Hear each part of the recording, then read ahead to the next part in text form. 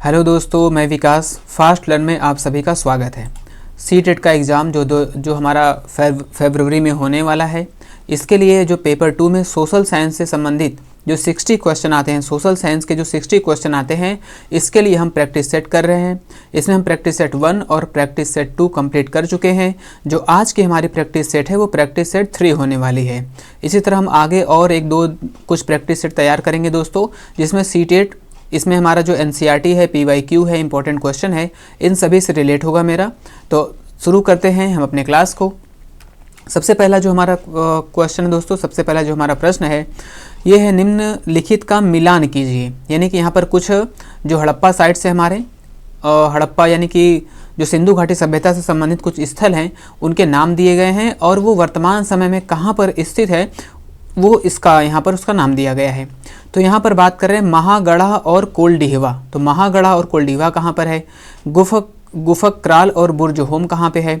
हल्लूर पैयमपल्ली कहाँ पर है? मेहरगढ़ है और हमारा चिरांद है। तो सबसे पहले अगर हम बात करेंगे तो महागढ़ा और कोलडीहवा, तो महागढ़ा और जो कोलडीहवा है ये आपके उत्तर प्रदेश में स्थित है। ठीक है दोस्तों, तो ये हमारा आंसर यहाँ पे क्या हो जाएगा? ए हो जाएगा। तो ये क्या है? महागढ़ा और कोलडीहवा उत्तर प्रदेश में स्थित है। गुफक्राल और बुर्जहोम कहाँ पे स्थित है? तो गुफक्राल और जो बुर्जहोम है वो वर्तमान कश्मीर में स्थित है। अगर हल्लूर और पैयमपल्ली की बात करें तो हल्लूर और पैयमपल्ली कहाँ पर है? ये वर्तमान आपके आंध्र प्रदेश में स्थित है। तो यहाँ पर ये आंध्र प्रदेश में स्थित है। इसके बाद अगर हम बात करें मेहरगढ़, तो मेहरगढ़ कहाँ पे है? तो मेहरगढ़ आपका पाकिस्तान में स्थित है। और चिरांद क्या है? वर्तमान आपका बिहार में स्थित है। ये हो जाएगा ई नंबर। ठीक है दोस्तों, तो यहाँ पर उत्तर मेरा क्या मिल गया? बी। यहाँ पर यानी कि जो हमारा महागढ़ा और कोलडीहवा है ये आपका उत्तर प्रदेश में स्थित है। तो ए का कौन सा हो गया? बी नंबर हो गया। तो ए का 5 नंबर ये है। फिर इसके बाद बी का फर्स्ट नंबर, बी का फर्स्ट देखिए यहाँ पर ये है, बी का फर्स्ट है। ठीक है दोस्तों, और सी का सेकंड है, सी का सेकंड यानी आंध्र प्रदेश है, तो ये आंध्र प्रदेश हो गया। ठीक है, एक बार फिर से हम बात कर लेंगे। महागढ़ा और कोलडीहवा उत्तर प्रदेश में स्थित है। गुफक्राल और बुर्जहोम कश्मीर में स्थित है। हल्लूर और पैयमपल्ली आंध्र प्रदेश में स्थित है। जो मेहरगढ़ है वो इस समय पाकिस्तान में स्थित है। और जो चिरांद है ये आपका कहाँ पे? ये बिहार में स्थित है। तो उत्तर हमारा यहाँ पर ऑप्शन ए क्या है? करेक्ट है। नेक्स्ट जो हमारा क्वेश्चन है, मेहरगढ़ से संबंधित गलत कथन को चयन करना है। यानी कि मेहरगढ़ से संबंधित जो गलत कथन है उस पर उनको बात करना है। तो मेहरगढ़ से हिरण व सूअर के हड्डियों के अवशेष मिले हैं। Remains of deer and pig bones have been found from Mehrgarh. Mehrgarh से प्राप्त कब्र से बकरी के अवशेष मिले हैं। तो remains of goat have been found in the grave found Mehrgarh. ठीक है दोस्तों, तो मेहरगढ़ से ये जो फर्स्ट हमारा ऑप्शन है ये हमारा करेक्ट है। मेहरगढ़ से हिरण और सुअर की हड्डियों के अवशेष मिले हैं दोस्तों। मेहरगढ़ से जो कब्र मिला है वहाँ पे उसमें बकरी के अवशेष मिले हैं। बकरी के अवशेष का मतलब यहाँ के जो कब्र यहाँ पर लोग दफनाते थे उसके साथ उनके प्रयोग के जो वस्तुएं हैं उसको भी साथ में रख देते थे। तो ये भी हमारा करेक्ट है। यहाँ से प्राप्त घर गोलाकार थे, तो ये हमारा दोस्तों गलत है। ये हमारा क्या है? गलत है, क्योंकि यहाँ से जो प्राप्त घर थे वो गोलाकार नहीं बल्कि चौकोर और आयताकार यानी मेहरगढ़ से जो घर के अवशेष प्राप्त हैं वो चौकोर हैं और आयताकार हैं। गोलाकार घर यहाँ पर नहीं है। तो हमको ढूंढना था गलत कौन है, तो ये गलत है। यहाँ पर 3 जो है वो गलत है। यहाँ के लोगों ने संभवतः सर्वप्रथम जौ गेहूँ उगाना सीखा। यानी जो खेती यानी कृषि का साक्ष्य मिलता है वो मेहरगढ़ से मिलता है। तो ये भी हमारा क्या है? करेक्ट है। तो हमारा कौन सा गलत ढूंढना था? तो गलत क्या है? जो 3 है ये क्या है? गलत है। आगे जो हमारा क्वेश्चन है ये क्या है दोस्तों, इसको हम देखते हैं। अगला 3rd नंबर का क्वेश्चन ये है, निम्न कथनों पर विचार कीजिए। Consider the following statement. यह ब्रह्मपुत्र घाटी की एक पहाड़ी पर स्थित है। यानी इट इज सिचुएटेड, किसकी बात कर रहे हैं? मेहरगढ़ की ही बात कर रहे हैं दोस्तों।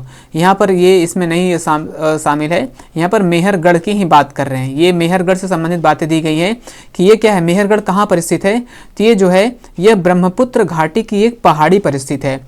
It is situated on the hill of the Brahmaputra valley. ठीक है, तो ये आपका करेक्ट है। यहाँ से खरल व मूसल के साक्ष्य मिले हैं। यानी कि evidence of mortar and pestle has been found here. ठीक है दोस्तों, मेहरगढ़ से आपको खरल व मूसल के भी साक्ष्य मिले हैं। तो इस तरह से प्रश्न में आ सकता है कि हड़प्पा साइट का कौन सा जो जगह है जहाँ पर हमको खरल और मूसल के साक्ष्य एविडेंस मिले हैं, तो है मेहरगढ़।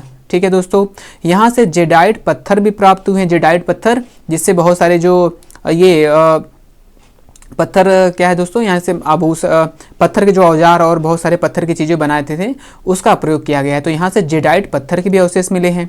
जेडाइट पत्थर का संबंध उससे दोस्तों, जिससे ये लोग चक्की यानी आटा चक्की जो पीसने वाला होता था, तो वो जो आटा चक्की पीसने वाले जिस पत्थर का प्रयोग किया जाता था वो क्या है, वो जेडाइट पत्थर का ही बना होता था। तो ये भी हमारा करेक्ट है। पूरा पसाड़कालीन स्थल चतालह्यूक तुर्की में है दोस्तों। तो पूरा पसाड़कालीन स्थल जो चतालह्यूक है, ठीक है दोस्तों, ये तुर्की में नहीं है दोस्तों, बल्कि ये अफगानिस्तान में है। चतालह्यूक जो पूरा पसाड़कालीन स्थल है ये अफगानिस्तान में है। ये कहाँ पर स्थित है, ये आपका अफगानिस्तान में है। तो उत्तर क्या हो जाएगा, निम्न कथनों पर विचार करना है, हमको बताना है। तो पूरा पसाड़कालीन स्थल चतालह्यूक तुर्की में नहीं बल्कि ये अफगानिस्तान में है। तो हमारा 1 2 3 क्या है, करेक्ट हो जाएगा। अगले स्लाइड पे हम देखेंगे, यहाँ पर उत्तर है। तो जो हमारा 1 2 3 क्या है, हमारा 1 2 3 क्या है, करेक्ट है। तो ये हमारा क्या हो गया, करेक्ट हो जाएगा। चतालह्यूक जो पूरा पसाड़कालीन स्थल है वो अफगानिस्तान में पाया जाता, अफगानिस्तान में स्थित है। निम्न कथनों पर विचार कीजिए। क्या है दोस्तों, consider the following statement. Mohenjodaro से चांदी के फूलदान के ढक्कन मिले हैं, यानी सिल्वर वेज लीड, यानी कि सिल्वर जो चांदी के फूलदान है उसके ढक्कन मिले हैं। कहाँ से, मोहनजोदड़ो से इसके साक्ष्य मिले हैं। Silver vase lids have been found from Mohenjodaro, ये आपका सही उत्तर है। यहाँ से दोस्तों एक एक स्लाइड में 3 4 प्रश्न शामिल हैं। प्रश्न इस तरह से कथनों पर भी पूछे जाते हैं और सिंगल से भी प्रश्न पूछे जाते हैं। ऐसे सीधे प्रश्न आ सकता है कि चांदी के फूलदान का ढक्कन हड़प्पा के किस साइड से मिला है, तो ये आपका मोहनजोदाड़ो से मिला है। हड़प्पा के लोग तांबे का आयात ईरान अफगानिस्तान से करते थे। तो ये दोस्तों क्या है, गलत है। जो हड़प्पा के लोग हैं वो तांबे का आयात ईरान अफगानिस्तान से नहीं बल्कि ये ओमान से करते थे। कहाँ से दोस्तों, ओमान, यानी ओमान से हड़प्पा के जो है तांबे का आयात किया जाता था। ईरान और अफगानिस्तान से ये टिन का आयात करते थे।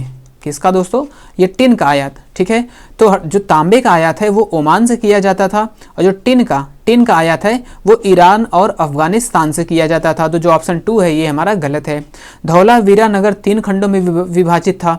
ये क्या है दोस्तों, इसका इंग्लिश वर्जन क्या है, the people of Harappa use to import copper from Iran and Afghanistan. तो not Iran Afghanistan, they import from the Oman. Dholavira नगर 3 खंडों में विभाजित है। जैसे क्या है, Dholavira city was divided into 3 section, यानी कि जो और सिटीज़ हैं, अलग सिटीज़ हैं, वो 2 खंडों में यानी 2 पार्ट्स में डिवाइड होते थे। लेकिन धौलावीरा एक ऐसा जो साइट है जो 3 खंडों में विभाजित है। हड़प्पा से प्राप्त बाट यानी बटखरे की बात करें, जो वेट होता है उसकी बात कर रहे हैं यहाँ पे। तो हड़प्पा से प्राप्त बाट चर्ट पत्थर के बने होते थे। The weight obtained from Harappa were made of chert stone. तो ये भी हमारा आपका करेक्ट है। तो ये भी करेक्ट है। तो यहाँ पे 1 3 और 4 हमारा करेक्ट है। लेकिन हड़प्पा के लोग जो तांबे का आयात करते थे वो अफगानिस्तान ईरान से नहीं, अफगानिस्तान ईरान से वो टिन का आयात करते थे। और तांबे के आयात की यहाँ पे बात करें तो तांबे का आयात वो ओमान से करते थे। तो यहाँ पर ऑप्शन हमारा 1 3 और 4 क्या है, करेक्ट है। तो इसमें हम देखेंगे हमारा 1 3 4 कौन सा है, ये है हमारा 1 3 4 करेक्ट है। नेक्स्ट क्वेश्चन क्या है, गलत कथन की पहचान करना है। यहाँ पर इस्लामिक न्याय सिद्धांत, यानी कौन सा न्याय सिद्धांत है, यानी हनफी और सफ़ी भारत में प्रचलित थे। तो हमको यहाँ से 2 प्रश्न मिल सकते हैं कि हनफी और सफ़ी क्या है। जो हनफी और सफ़ी हैं ये इस्लामी न्याय सिद्धांत है, सबसे पहली बात, और ये भारत में प्रचलित थे। तो Hanafi and Shafi Islamic juristic were prevalent in India. Vetti कर नगद की बजाय श्रम के रूप में लिया जाता था। ये कर्नाटक, ये जो कर्नाटक वाला हिस्सा है वहाँ पर एक वेट्टी कर लिया जाता था।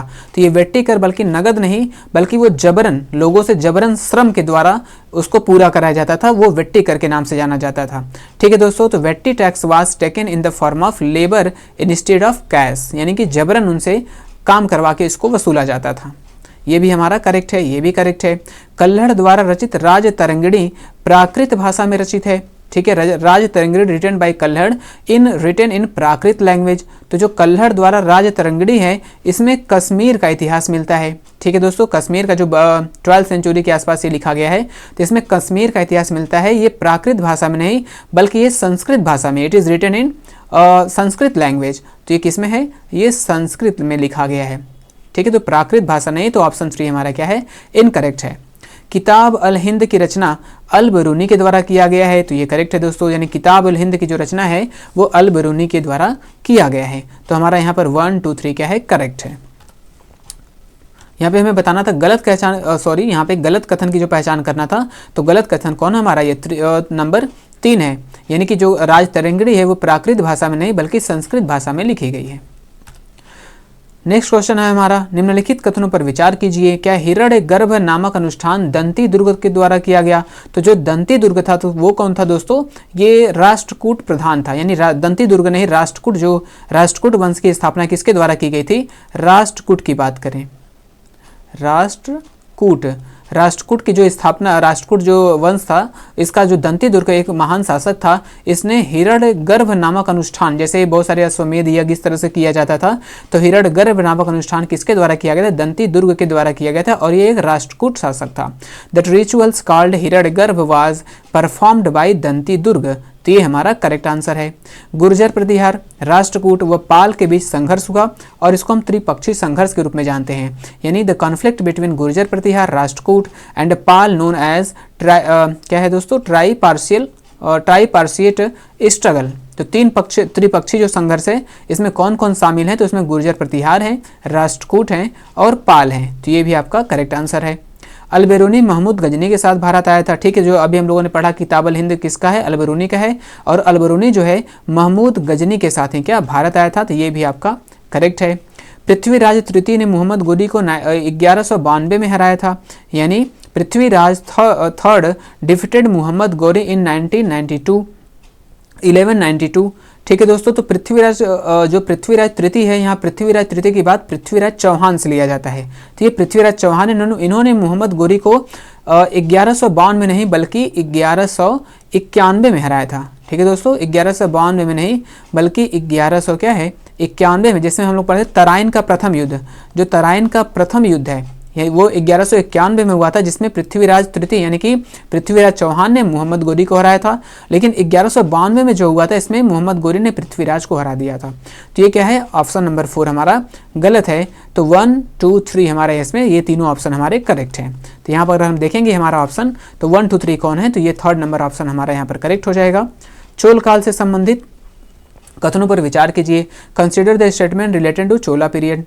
तंजावुर शहर और क्या है निशुंभ सूदिनी देवी का मंदिर की स्थापना विजयालय के द्वारा किया गया था। जो विजयालय हैं, इन्होंने ही चोल पीरियड की स्थापना भी किया था। ठीक है दोस्तों, और तंजावुर शहर की बात कर रहे हैं। ठीक है, तंजावुर शहर और निशुंभ सूदिनी देवी का मंदिर विजयालय ने ही बनवाया था, ये भी करेक्ट है। यानी the city of Thanjavur and the temple of goddess Nishumbhasudini were found by Vijayalaya, तो ये हमारा करेक्ट है। राजराज प्रथम सबसे शक्तिशाली चोल राजा थे। ठीक है, चोल राजाओं में जो राजराज प्रथम थे, ये सबसे क्या है शक्तिशाली राजाओं में थे। तो Rajaraja first was the most powerful Chola king, ये भी आपका करेक्ट है। चोलकालीन कांस्य प्रतिमा पूरे संसार में प्रसिद्ध है, यानी चोलकालीन जो आप नटराज की एक प्रतिमा देखेंगे, जो चोलकालीन कांस्य की प्रतिमा है, ये पूरे विश्व में क्या है प्रसिद्ध है। Bronze statue of the Chola period was famous all over the world, ये भी ऑप्शन करेक्ट है। किसी विद्यालय के रखरखाव के लिए भूमि को साला भोग के नाम से जाना जाए। चोल काल की ही बात कर रहे हैं यहाँ पर, यानी कि जो यहाँ बहुत सारे अलग अलग तरह की भूमि थी, लेकिन किसी विद्यालय के रख रखाव के लिए जिस भूमि का प्रयोग किया जाता था, उसे साला भोग के नाम से जाना जाता था। यानी land of the maintenance of the school was known as Salabhoga, तो ये हमारा 4 नंबर भी क्या करेक्ट है। तो यहाँ पर हमारे चारों ऑप्शन 1, 2, 3, 4 सभी क्या है करेक्ट है। तो ये उत्तर हो जाएगा हमारा उपयुक्त, यानी कि all of the above. Question number 8 पे हैं हम। निम्न कथनों पर विचार कीजिए। ब्रह्म सभा की स्थापना राजा राम मोहन राय के द्वारा बंबई में किया गया। ठीक है दोस्तों, यानी ब्रह्म सभा की जो स्थापना है राजा राम के द्वारा बंबई में किया गया। तो यहाँ पर गलत क्या है दोस्तों, ये बंबई में नहीं बल्कि ये कलकत्ता में किया गया। तो यहाँ से छोटे छोटे प्रश्न अगर हम लोग पढ़ें, इसमें देखेंगे दोस्तों कि हाँ हम लोग जानते हैं कि ब्रह्म सभा की स्थापना राजा राम मोहन राय के द्वारा किया गया, लेकिन यहाँ पर बहुत ही माइनर आपको मिस्टेक मिलेगा कि बंबई में नहीं बल्कि ये कलकत्ता में किया गया था। तो ये ऑप्शन हमारा गलत है। ये तो सही कि ब्रह्म सभा की स्थापना राजा राम मोहन राय के द्वारा किया गया, लेकिन कलकत्ता में किया गया था। सती प्रथा पर जो पाबंदी है 1800, ये क्या है ब्रह्म सभा वाज एस्टैब्लिश्ड बाय राजा राम मोहन राय इन बॉम्बे। ठीक है, तो ये बॉम्बे नहीं बल्कि क्या होगा कलकत्ता होगा। सती प्रथा पर पाबंदी 1829 में लगाई गई थी। The practice was sati was banned in 1829। तो ये जो राजा राम मोहन राय हैं, इन्हीं के प्रयासों से, यानी लॉर्ड विलियम जो बेंटिक था, इसने क्या किया था 1829 में सती प्रथा पर इसने बैन लगाया था। इसमें जो मुख्य योगदान था, यानी कि जो मेन कंट्रीब्यूशन था, वो राजा राम मोहन राय का ही था। ईश्वर चंद्र विद्यासागर के प्रयास से 1856 में विधवा विवाह कानून बनाया गया था, ये भी करेक्ट है दोस्तों, यहाँ पर ये आपका करेक्ट है, यानी कि with the effort of the Ishwar Chandra Vidyasagar window marriage act was enacted इन 1856, तो ये भी हमारा आंसर क्या है, करेक्ट है। दयानंद सरस्वती के द्वारा आर्य समाज की स्थापना 1875 में की गई थी, यानी Arya Samaj was founded by Dayanand Saraswati in 1875। और ठीक है दोस्तों, इसका जो कार्यालय था, मुख्यालय था, कहाँ पर था, लाहौर में था। तो ये 1875 में लाहौर में इसकी स्थापना की गई थी, इसका कार्यालय था, और दयानंद सरस्वती के द्वारा इसकी स्थापना की गई थी। तो हमारा करेक्ट कौन है, तो फर्स्ट तो हमारा इनकरेक्ट है, हमारा सेकेंड, थर्ड और फोर्थ यानी 2, 3, 4 हमारा क्या है, करेक्ट है। तो आंसर नंबर 2 हमारे यहाँ पर 2, 3, 4 है, तो ये हमारा करेक्ट हो जाएगा। क्वेश्चन नंबर 9 की बात करेंगे दोस्तों, क्या है, बेगम रुकैया हुसैन ने कलकत्ता पटना में मुस्लिम लड़कियों के लिए स्कूल खोला था, यानी जो बेगम रुकैया हुसैन थे उन्होंने कलकत्ता और पटना में जो मुस्लिम लड़कियां हैं उनके लिए स्कूल खोला था, यानी Begum Rukaiya Hussain opened school for Muslim girl in Calcutta and Patna. ठीक है दोस्तों, ये आपका करेक्ट आंसर है, करेक्ट है, ये ऑप्शन है।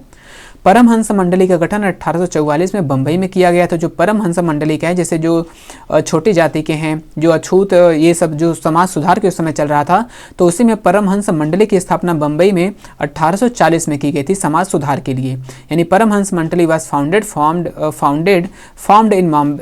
फाउंडेड इन बॉम्बे इन 1840। ठीक है दोस्तों, ये भी ऑप्शन करेक्ट है। घासीदास के द्वारा सतनामी आंदोलन मध्य भारत में शुरू किया गया, तो जो सतनामी आंदोलन इसकी शुरुआत कहाँ पे की गई थी, मध्य भारत में की गई थी, और किसके द्वारा, घासीदास के द्वारा शुरू किया गया था। तो Satnami movement was started in central India by Ghasidas, तो ये भी आपका करेक्ट है। स्वाभिमान आंदोलन की शुरुआत ईवी रामास्वामी नायकर के द्वारा किया गया था। Self respect movement was started by EV Ramaswamy Naicker, तो ये भी हमारा करेक्ट है। तो ये चारों ऑप्शन हमारे यहाँ पर करेक्ट है, तो ऑल ऑफ द एबव यहाँ पर क्या हो जाएगा, करेक्ट हो जाएगा। नेक्स्ट क्वेश्चन क्या है हमारा, निम्न पर विचार करिए। हमने इस तरह से प्रश्न बनाए हैं ताकि हमारे एक प्रश्न में 3-3, 4-4 प्रश्न शामिल हो जाएं, और इस तरह से लेंदी प्रश्न पूछे भी जाते हैं। तो यहाँ से एक प्रश्न ऐसे साथ में आ सकता है, सेपरेट भी आ सकता है। तो हमको एक तरह से एनसीईआरटी जो है और हमारे जो पेपर है, हमको क्वेश्चन को प्रैक्टिस करने से मतलब है दोस्तों। प्रश्न भी किसी भी फॉर्म में रहे, हमको उसको प्रश्न को याद रखना है कि किस तरह से हमको करना है, वो किसी भी फॉर्म में पूछ सकता है या उसमें किसी भी प्रकार से पूछा जा सकता है। बंगाल विभाजन के समय जो वायसराय कर्जन था, ठीक है दोस्तों, यानी the viceroy of the time of partition of Bengal was Curzon, यानी कि जब बंगाल विभाजन हुआ कब, 1905 में, तो उस समय क्या है, लॉर्ड जो कर्जन था वो क्या था, वायसराय था, ये करेक्ट ऑप्शन है। बंगाल विभाजन का आधार प्रशासकीय सुविधा था, यानी the basis of partition of Bengal was administrative convenience. तो बंगाल विभाजन का जो विभाजन किया गया था वो मुख्य रूप से क्या है, प्रशासनिक सुविधा को आधार बनाकर अंग्रेजों ने किया था, ताकि उन्होंने कहा कि जैसे जो प्रशासनिक व्यवस्था है इसमें परेशानी हो रही, क्यों, क्योंकि जो ब्रिटिश पीरियड टाइम है उस समय ये जो बंगाल था ये क्या है, लार्जेस्ट यानी सबसे बड़ा प्रोविंस था उस समय, ठीक है, इसलिए उसको इन्होंने क्या किया, यानी प्रशासनिक सुविधा के आधार पर डिवाइड करने का डिसीजन लिया था। इसके पूर्वी भाग को अलग करके असम में मिला दिया गया, यानी उन्होंने जैसा प्रॉमिस किया था उन्होंने वैसा डिवाइड नहीं किया, उन्होंने जो बंगाल था इसके पूर्वी भाग को कट करके असम में मिला दिया। ठीक है दोस्तों, it's eastern part was separated and merged with Assam, तो ये भी आपका करेक्ट आंसर है। स्वदेशी आंदोलन को आंध्र के डेल्टा इलाके में वंदे मातरम आंदोलन यानी के नाम से जाना गया, यानी कि जो बंगाल विभाजन हुआ, बंगाल विभाजन के कारण जो आंदोलन चला उसी को हम स्वदेशी आंदोलन के नाम से जानते हैं। और यही स्वदेशी आंदोलन जो आंध्र का डेल्टा इलाका है वहाँ पर इसे वंदे मातरम आंदोलन के नाम से जाना जाता है, यानी Swadeshi movement was known as the Vande Mataram movement in Andhra delta region. तो ये आपका करेक्ट है, यहाँ पर भी हमारा सारा चारों ऑप्शन क्या है, करेक्ट है। तो ऑल ऑफ द एबव ये करेक्ट हो गया।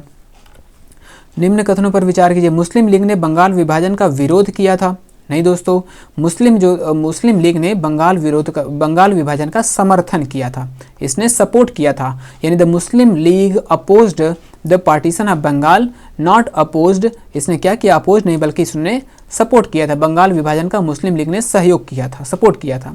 मुसलमानों के लिए पृथक निर्वाचिका की मांग को सरकार ने 1909 में स्वीकार कर लिया था, यानी जो मुस्लिम लीग थी उन्होंने पृथक निर्वाचिका की मांग की।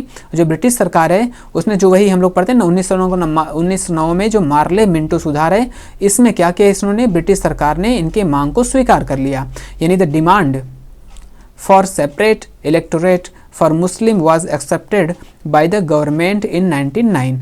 ठीक है दोस्तों, 1909 में जो पार्लियामेंट सुधार है यहीं पर इनके निर्वाचित पृथक मुस्लिम यानी कि सांप्रदायिकता जो था यहीं से इसकी शुरुआत हो जाती है। तो 2 भी क्या है, करेक्ट है। 1916 के लखनऊ समझौते में कांग्रेस का विभाजन हुआ था। नहीं दोस्तों, 1916 के यहाँ पर हमारा फर्स्ट ऑप्शन क्या है, गलत है, सेकंड सही है। 1916 के लखनऊ समझौते में कांग्रेस का विभाजन नहीं बल्कि इसका क्या हुआ था, क्या है, समझौता हुआ था। इस समझौते में ये विभाजन नहीं दोस्तों, क्या कहते हैं इसको, यानी कि Congress was divided in the Lucknow pact 1916। ये डिवाइड नहीं हुए थे बल्कि इनमें समझौता हुई, आपस में मिल गए थे। जो अलगाव हुआ था इनका, जो अलगाव हुआ था वो 1907 के सूरत अधिवेशन में हुआ था। और 1916 में क्या हुआ, लखनऊ समझौते में इनमें आपसी सहमति बन गई, मतलब ये आपस में फिर से शामिल हो गए, जुड़ गए थे, ये आपस में क्या हो गए थे, जुड़ गए थे। तो ये हमारा थर्ड क्या है, थर्ड भी इनकरेक्ट है। तिलक के द्वारा संपादित अखबार केसरी अंग्रेजी में छपती थी। तो जो केसरी है दोस्तों वो अंग्रेजी में नहीं बल्कि ये मराठी में छपती थी। ये क्या है, ये मराठी में छपती थी। इनका जो एक पत्र था मराठा, इनका जो पत्र था मराठा, ये क्या है, अंग्रेजी में, ये इंग्लिश में छपती थी। तो यहाँ पर इनके 2 पत्र होते थे, एक मराठा है जो इंग्लिश में छपती थी और जो केसरी है वो मराठी में छपती थी। तो ये भी ऑप्शन हमारा क्या है यहाँ पर इनकरेक्ट है। तो हमारा ऑप्शन ओनली 2 यानी 2 करेक्ट है और बाकी 1, 3, 4 हमारा इनकरेक्ट है। तो दोस्तों 2 नंबर हमारा यहाँ पर क्या है, करेक्ट है। तो ओनली 2 यानी दूसरा आंसर हमारा यहाँ पर सही है। हम जो इसको डिस्क्राइब कर रहे हैं दोस्तों यहाँ से, मतलब उसको जो इनकरेक्ट है हमने इसको बताया कि यहाँ पर क्या करेक्ट होगा, क्या क्या कैसे होता है। तो इसमें हम लोग इसके एक्सप्लेन पर भी हमको ध्यान देना है। निम्न कथनों पर विचार कीजिए। Consider the following statement. 6 अप्रैल 1919 को गांधी जी ने अपमान व याचना दिवस यानी कि जो रोलेट एक्ट पास हुआ था, रोलेट एक्ट के विरोध में गांधी जी ने 6 अप्रैल 1919 को अपमान व याचना दिवस के रूप में मनाने का निर्णय लिया था। On April 6 Gandhi ji decided to celebrate its as insult and begging day. तो ये आपका करेक्ट है। 6 अप्रैल को इन्होंने निर्णय लिया था कि हम क्या करेंगे, अपमान व याचना दिवस के रूप में मनाएंगे। जलियांवाला बाग के विरोध में रविंद्रनाथ टैगोर ने नाइटहुड की उपाधि वापस कर दी थी, यानी Rabindranath Tagore returned his knighthood in protest against Jallianwala Bagh. तो ठीक है, ये भी सही है दोस्तों, यानी जलियांवाला बाग जो है इसके विरोध में रविंद्रनाथ टैगोर ने नाइटहुड की उपाधि क्या कर दी थी, वापस कर दी थी। पीड़ा का चिरंतन सिद्धांत का संबंध गांधी जी से है। ठीक है, तो the eternal principle of suffering of related to Gandhi ji. तो पीड़ा का चिरंतन सिद्धांत की बात किसके द्वारा किया गया है, ये गांधी जी के द्वारा किया गया है। ये भी हमारा करेक्ट ऑप्शन है। गांधी जी ने चौरी चौरा कांड को शैतान की करतूत की संज्ञा दी। तो इन्होंने चौरी चौरा कांड को नहीं बल्कि जलियांवाला बाग जो कांड हुआ था इसको इन्होंने शैतान की रोलेट एक्ट को, जलियांवाला बाग ने रोलेट एक्ट, किसे दोस्तों, रोलेट एक्ट के बाद जलियांवाला हुआ था, तो रोलेट एक्ट को, यानी जो रोलेट एक्ट है इन्होंने शैतान की करतूत कहा था इसे, यानी Gandhi ji called the Chauri Chaura incident as a devil's act. तो डेविल्स एक्ट किसको कहा था, इन्होंने रोलेट एक्ट को कहा था, बल्कि चौरी चौरा कांड को नहीं कहा था। तो ये ऑप्शन हमारा इनकरेक्ट है। तो 1, 2, 3 यहाँ पर क्या है, वह करेक्ट हो जाएगा। तो हमारा 1, 2, 3 कौन है, तो ऑप्शन नंबर जो 3rd है ये हमारा 1, 2, 3 क्या है, करेक्ट है। निम्न कथनों पर यहाँ पर भी विचार कीजिए। इसलिए हमने कथन लिया है कि एक एक स्लाइड में हमारे कई सारे प्रश्न हैं दोस्तों। तो गांधी जी के द्वारा 31 जनवरी यानी 31 जनवरी 1930 को होर्डिंग को पत्र लिखा गया था, यानी कि नमक, ये कब की बात है दोस्तों, जो नमक आंदोलन गांधी जी शुरू करने जा रहे थे, नमक यात्रा जब शुरू करने जा रहे थे तब की बात कर रहे हैं। तो उन्होंने नमक यात्रा करने से पहले जो उस समय होर्डिंग नहीं था उस समय बल्कि इरविन था। ये कौन था यहाँ पे, इरविन था, यानी कि इरविन को इन्होंने 31 जनवरी 1930 को एक पत्र लिखकर उन्होंने 11 सूत्री मांग की, मतलब मांग उन्होंने रखा था। Gandhi ji wrote a letter to Hardinge on January 31, 1930। तो होर्डिंग नहीं बल्कि कौन होगा, ये इरविन हो जाएगा।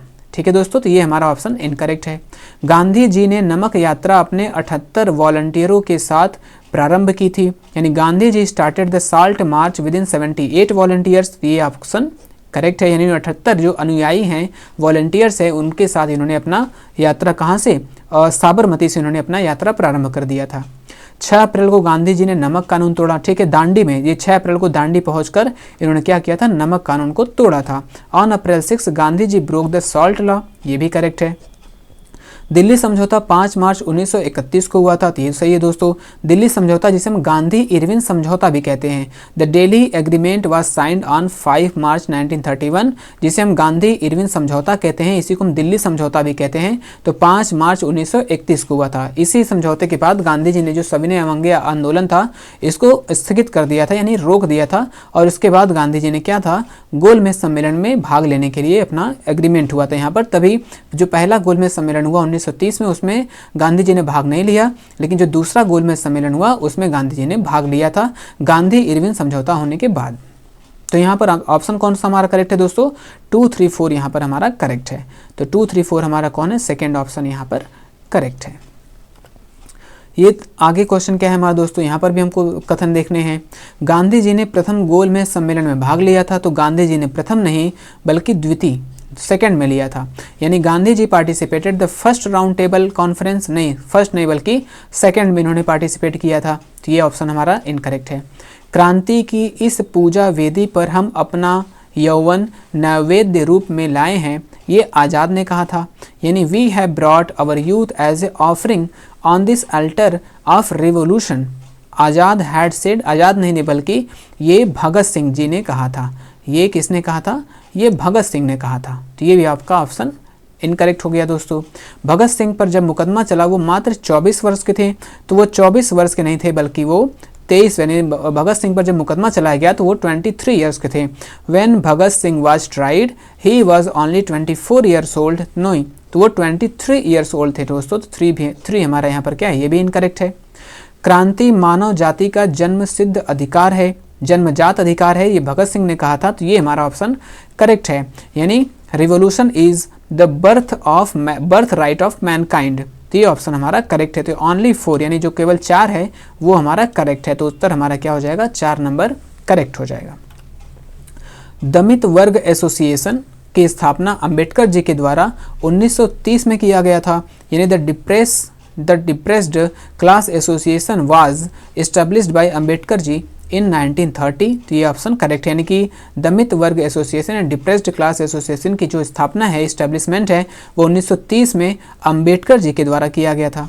पूना पैक्ट सितंबर 1932 में हुआ था, the Poona pact was signed in September 1932, तो ये गांधी जी और अंबेडकर जी यानी इन दोनों लोग के बीच में पूना पैक्ट हुआ, जो वोटों के बंटवारा के लेकर संबंधित था। यहाँ पे जो दलित वर्ग था उसके लिए अंबेडकर जी और गांधी जी में दोनों में क्या हुआ था, समझौता हुआ था। जो पूना पैक्ट है वो सितंबर 1932 में हुआ था। ठीक है दोस्तों, आगे क्या है, भारत छोड़ो प्रस्ताव 14 जुलाई 1942 को बम्बई में पारित किया गया था।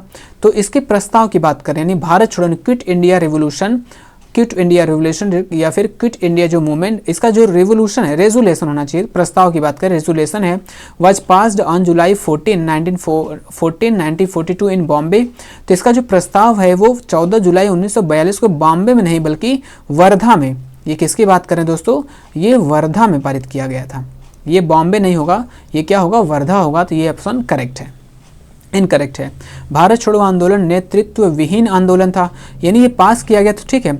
इसके बाद ये पूरा अप्रूव कब किया गया था, तो ये आपका जो मुंबई अधिवेशन हुआ था वो हुआ था आपका 8 अगस्त, हाँ 8 अगस्त 1942 को ये क्या हुआ था, पूरी तरह से एक्सेप्ट कर लिया गया था। लेकिन यहाँ पे बस प्रस्ताव की बात की गई थी, तो 14 जुलाई 1942 को बम्बई नहीं बल्कि वर्धा में किया गया था।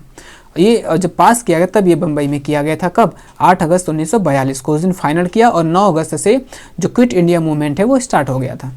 भारत छोड़ो आंदोलन नेतृत्व विहीन आंदोलन था, क्यों दोस्तों, ऐसा क्यों कहा जाता है, यानी the quit India movement was leaderless movement, क्योंकि जब ये 9 तारीख को शुरू हुआ था तभी जो ब्रिटिश से अंग्रेज सरकार थी उसने ऑपरेशन जीरो आवर लगाकर कांग्रेस के जितने भी इंपॉर्टेंट लीडर्स हैं, यानी जितने भी मुख्य नेता थे, उन सभी को क्या कर लिया गया, कैद कर लिया गया, यानी कि उसका जो मेन लीडर था कोई नहीं था, और सभी लोग खुद से इसमें शामिल हुए, और ये काफ़ी अच्छे से इसको चलाया गया था। तो ये ऑप्शन हमारा क्या है, करेक्ट है। तो 1, 2 और 4 क्या है, करेक्ट है। 1, 2, 4 यानी ऑप्शन नंबर 3 हमारा करेक्ट हो जाएगा यहाँ पर। आगे जो हमारा प्रश्न है दोस्तों क्या है, सोरतुघई नामक हड़प्पा स्थल से नहरों के अवशेष मिले हैं। ठीक है दोस्तों। सोर्तुघई नामक जो हड़प्पा स्थल है ये यहाँ से नहरों के अवशेष मिले हैं। तो remains of the canals have been found from Harappan sites. Shortugai कहाँ पे है? ये अफगानिस्तान में है। सोर्तुघई कहाँ पे है दोस्तों? ये अफगानिस्तान में है। ठीक है दोस्तों, ये अफगानिस्तान में है। ऊपर हमने लगता है जो देखा एक ऑप्शन, वो अफगानिस्तान जिसको हमने बताया वो अफगानिस्तान नहीं बल्कि तुर्की होगा। ये अफगानिस्तान में जो सोर्तुघई है दोस्तों, ये अफगानिस्तान में स्थित है। यहाँ से हमको नहर यानी नहरों के जो है अवशेष मिलते। तो आप उसको फिर से करेक्ट कर लीजिएगा। ऊपर हमने जो एक हड़प्पन साइट पढ़ा है वो आपका तुर्की है, वो तुर्की ही रहेगा दोस्तों, करेक्ट रहेगा। वहाँ पर लगता है मिस्टेक कुछ हुआ है। तो सोर्तुघई नामक हड़प्पा स्थल से नहरों के अवशेष मिले हैं। तो ये आपका हड़प्पन साइट्स हैं। Remains of the canals have been found from Harappan site Shortugai. तो ये आपका करेक्ट है, यानी यहाँ से नहरों के अवशेष मिले हैं। मोहनजोदड़ो से अवतल चक्कियाँ बड़ी मात्रा में मिली हैं, यानी concave wheels have been found in large quantities from Mohenjodaro. तो यहाँ से जो अवतल चक्कियाँ हैं, यानी कि वही आटा चक्की वाली जो है उसको अवतल चक्की कहते हैं, यहाँ से ढेर सारी मात्रा में मिले हैं। तो ये भी करेक्ट है। भारतीय पुरातत्व सर्वेक्षण के पहले जो जनरल थे वो अलेक्जेंडर कनिंघम थे, यानी the first general of archaeological survey of India was Alexander Cunningham. तो ये भी ऑप्शन हमारा क्या है? करेक्ट है। लोथल में दुर्ग दीवारों से घिरे नहीं थे। जैसे हम लोग पढ़े तो जो हड़प्पन साइट्स थे वहाँ के जो दुर्ग होते थे, किले होते थे, वो चारों तरफ दीवारों से घिरे होते थे। लेकिन लोथल एक ऐसा साइट था, इसके दुर्ग क्या थे? दीवारों से घिरे हुए नहीं थे। ठीक है, तो लोथल में दुर्ग दीवारों से घिरे नहीं थे, बल्कि इसको बस ऊंचे स्थान पे बनाया गया था, लेकिन इसके चारों तरफ दीवार नहीं थे। तो ये भी ऑप्शन आपका करेक्ट है। तो 2, 3, 4 और 1 यानी सारे हमारे यहाँ पर करेक्ट ऑप्शन है। तो उत्तर हो जाएगा ऑल ऑफ दिस हो जाएगा। आगे जो है हमारा प्रश्न, हड़प्पा से लगभग 700 कुएं के साक्ष्य मिले हैं, यानी around 700 walls were found in Harappa. तो जो 700 कुएं के जो साक्ष्य मिले हैं दोस्तों, वो हड़प्पा से नहीं बल्कि मोहनजोदाड़ो से मिले हैं। ये मोहनजोदाड़ो से मिले हैं। तो ये ऑप्शन हमारा इनकरेक्ट हो जाएगा। हड़प्पा में मृतकों को दफनाया जाता था। तो ये करेक्ट है दोस्तों। जो हड़प्पा है वहाँ पे जो मृतक हो जाते थे उनको दफनाया जाता था, यानी the dead were buried in the Harappa. लेकिन जो मोहनजोदाड़ो है वहाँ पे जो डेड होते थे उनको जलाया जाता था। तो ये हमारा करेक्ट ऑप्शन है। चन्नूदड़ो का मुख्य कार्य शिल्प से संबंधित था। जो चन्नूदड़ा था यानी और सारे जो हड़प्पन साइट्स हैं उसके अकॉर्डिंग, यानी कि उसके अनुसार जो चन्नूदड़ा था ये काफ़ी छोटा स्थल था। तो ये किसका प्रश्न, ये काफ़ी छोटा स्थल था और यहाँ का जो मुख्य काम था वो क्राफ्ट से रिलेटेड था, यानी शिल्प। इसका जो यहाँ का सबसे मुख्य पेशा था वो शिल्प था। The main work of Chanhudaro was related to craft. और ये छोटा बहुत हड़प्पा का जो छोटा साइट है, तो ये करेक्ट हो जाएगा। खेतड़ी क्षेत्र में मिले साक्ष्यों को, खेतड़ी यानी राजस्थान की बात कर रहा है, खेतड़ी क्षेत्र में जो यहाँ पे पुरातत्व हड़प्पन साइट से जो यहाँ पे साक्ष्य मिले हैं उसे पुरातत्वविदों के द्वारा गढ़ेश्वर जोधपुर संस्कृति नाम दिया गया है। तो ये भी आपका ऑप्शन करेक्ट है, यानी archaeologist have named the evidence found in the Khetri region of Garheshwar Jodhpur culture. ठीक है, यानी खेतड़ी से जो पूरा साइट से मिले हैं यहाँ पर उसको गढ़ेश्वर जोधपुर संस्कृति का नाम दिया गया है। तो हमारा 2, 3, 4 यहाँ पर करेक्ट है।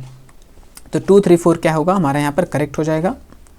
ये क्वेश्चन आगे है हमारा दोस्तों, प्रारंभ में मगध की राजधानी राजगाह थी। राजगाह की बात किसके कर रहे हैं? राजगाह यानी राजगृह की बात कर रहे हैं, यानी राजगृह और राजगाह क्या थी? दोनों एक थी। तो उत्तर हमारे यहाँ पर यही ऑप्शन करेक्ट है, यानी प्रारंभ में जो मगध की राजधानी थी वो राजगृह यानी राजगाह ही थी। Initially the capital of Magadh was Rajgah. तो ये करेक्ट है दोस्तों। अशोक के अधिकांश अभिलेख प्राकृत में लिखे गए हैं। ये भी correct. Most of the inscriptions of Ashoka are written in Prakrit. तो यानी अशोक के बहुत सारे जो अभिलेख हैं वो सर्वाधिक यानी और भी भाषा में लिखे गए हैं, लेकिन जो प्राकृत है ये ज़्यादा, मतलब इसके अभिलेख हमको ज़्यादा मिलते हैं। तो ये भी करेक्ट है। मेगास्थनीज अशोक के दरबार में आया था। तो जो मेगास्थनीज है वो अशोक के दरबार में नहीं बल्कि चंद्रगुप्त मौर्य के दरबार में आया था। किसके दोस्तों? ये चंद्रगुप्त मौर्य के दरबार में आया था। कौन? मेगास्थनीज। तो Megasthenes came to the court of Ashoka. तो नहीं, ये Megasthenes came to the court of Chandragupta Maurya. तो ये ऑप्शन हमारा इनकरेक्ट है। अशोक के पश्चिमोत्तर से प्राप्त अभिलेख, हमने पढ़ा है कि जो इनके अभिलेख हैं वो ज़्यादातर प्राकृतिक भाषा में मिलते हैं, लेकिन इनके पश्चिमोत्तर यानी पश्चिम उत्तर से जो अभिलेख मिले हैं वो अरमाइक और यूनानी भाषा में मिले हैं। यानी the inscription found from the north west of Ashoka are the Aramaic and Greek language. तो ये 4 हमारा यहाँ पर करेक्ट है। तो 1, 2 और 4 क्या हो जाएगा? 1, 2, 4 करेक्ट हो जाएगा। तो ऑप्शन हमारा क्या हो गया, 1 to 4 करेक्ट हो गया। ठीक है दोस्तों, नेक्स्ट क्वेश्चन पे चलते हैं अपने। यहाँ पर 1857 की क्रांति की बात की गई है। तो 1857 की क्रांति की शुरुआत 10 मई को बैरकपुर से हुई थी। तो यहाँ पर हमें बताना है कि बैरकपुर से नहीं दोस्तों, ये बैरकपुर से नहीं हुई थी, बल्कि इसकी शुरुआत मेरठ से हुई थी। ठीक है, बैरकपुर में क्या है, बैरकपुर में मंगल पांडे को फांसी दी गई थी। तो यहाँ से नहीं, बल्कि जो हमारे क्रांति की शुरुआत हुई थी वो 10 मई को शुरू हुई थी, ये भी करेक्ट है, लेकिन ये मेरठ से हुई थी, तो ये ऑप्शन हमारा इनकरेक्ट है। यानी the revolt of the started from Barrackpore on May 10, तो बैरकपुर नहीं बल्कि मेरठ हो जाएगा, ये हमारा इनकरेक्ट हो जाएगा। 7वीं इर्रेगुलर कैवेलरी ने नए कारतूसों का इस्तेमाल करने से मना कर दिया था। यानी हम लोग पढ़ते हैं कि जो इसमें गाय और सुअर की चर्बी का प्रयोग किया गया था, तो उसमें जो 7वीं इर्रेगुलर कैवेलरी थे, यानी उनकी जो एक तरह से बटालियन होता है, यहाँ के जो सोल्जर्स यानी the soldiers from the Kanpur were led by नाना साहब, यहाँ पे गलत हो गया है, द सोल्जर्स फ्रॉम, इसमें ये लगता है ये सेम टाइपिंग हो गया। यानी कि जो 7th इर्रेगुलर कैवेलरी, ठीक है, क्या है, रिफ्यूजेस टू यूज़ द क्या है, बुलेट ऑफ द, ये जो राइफल थे, ठीक है, राइफल में यानी कि 7वीं इरेगुलर कैवलरी के इन्होंने इस्तेमाल करने से मना कर दिया था, रिफ्यूज़ कर दिया था। ठीक है दोस्तों, तो ये क्या है, ये आपका करेक्ट ऑप्शन है। यहाँ पर ये थोड़ा मिस्टेक हो गया है। कानपुर से सिपाहियों का नेतृत्व नाना साहब के द्वारा किया गया था। जो नाना साहब थे वो बाजीराव पेशवा जो द्वितीय हैं उनके उत्तराधिकारी थे, और इन्होंने क्या किया था, कानपुर से क्या है, इन सिपाहियों को लीड किया था। The soldiers from Kanpur were led by the नाना साहब, तो ये ऑप्शन हमारा यहाँ पर करेक्ट है। ये फर्स्ट बस हमारा इनकरेक्ट है, जहाँ पे मेरठ होना चाहिए हमारा। कोल आदिवासियों का नेतृत्व गोनू के द्वारा किया गया था। यानी जो गोनू थे, गोनू ने क्या किया, जो कोल आदिवासी थे उन्होंने इनका नेतृत्व किया था। इसी समय 1857 की जो क्रांति हुई थी, इसमें जो कोल आदिवासी थे तो इनका नेतृत्व किसके द्वारा, गोनू के द्वारा किया गया था। The Kol tribal was led by Gonu, तो ये हमारा क्या हो गया, करेक्ट हो गया। तो 2, 3, 4 हमारा करेक्ट हो जाएगा, 1 क्या होगा, इनकरेक्ट है। तो ऑप्शन 2, 3, 4 क्या है, करेक्ट है, तो ये हमारा करेक्ट हो गया। निम्न कथनों पर विचार कीजिए। यहाँ पर देखेंगे सारे हमने इसमें कथन, जितने भी हमने प्रश्न हैं कोशिश किया कि कथन के रूप में ले, ताकि एक स्लाइड में हमारा 3 से 4 प्रश्न, 2-3 प्रश्न साथ साथ आ जाए। अगर हम एक एक प्रश्नों को ऐसे लेते रहेंगे तो दोस्तों बहुत ही कम होगा। इससे क्या होगा, इससे हम कम समय में ज़्यादा से ज़्यादा प्रश्नों को सॉल्व कर पाएंगे।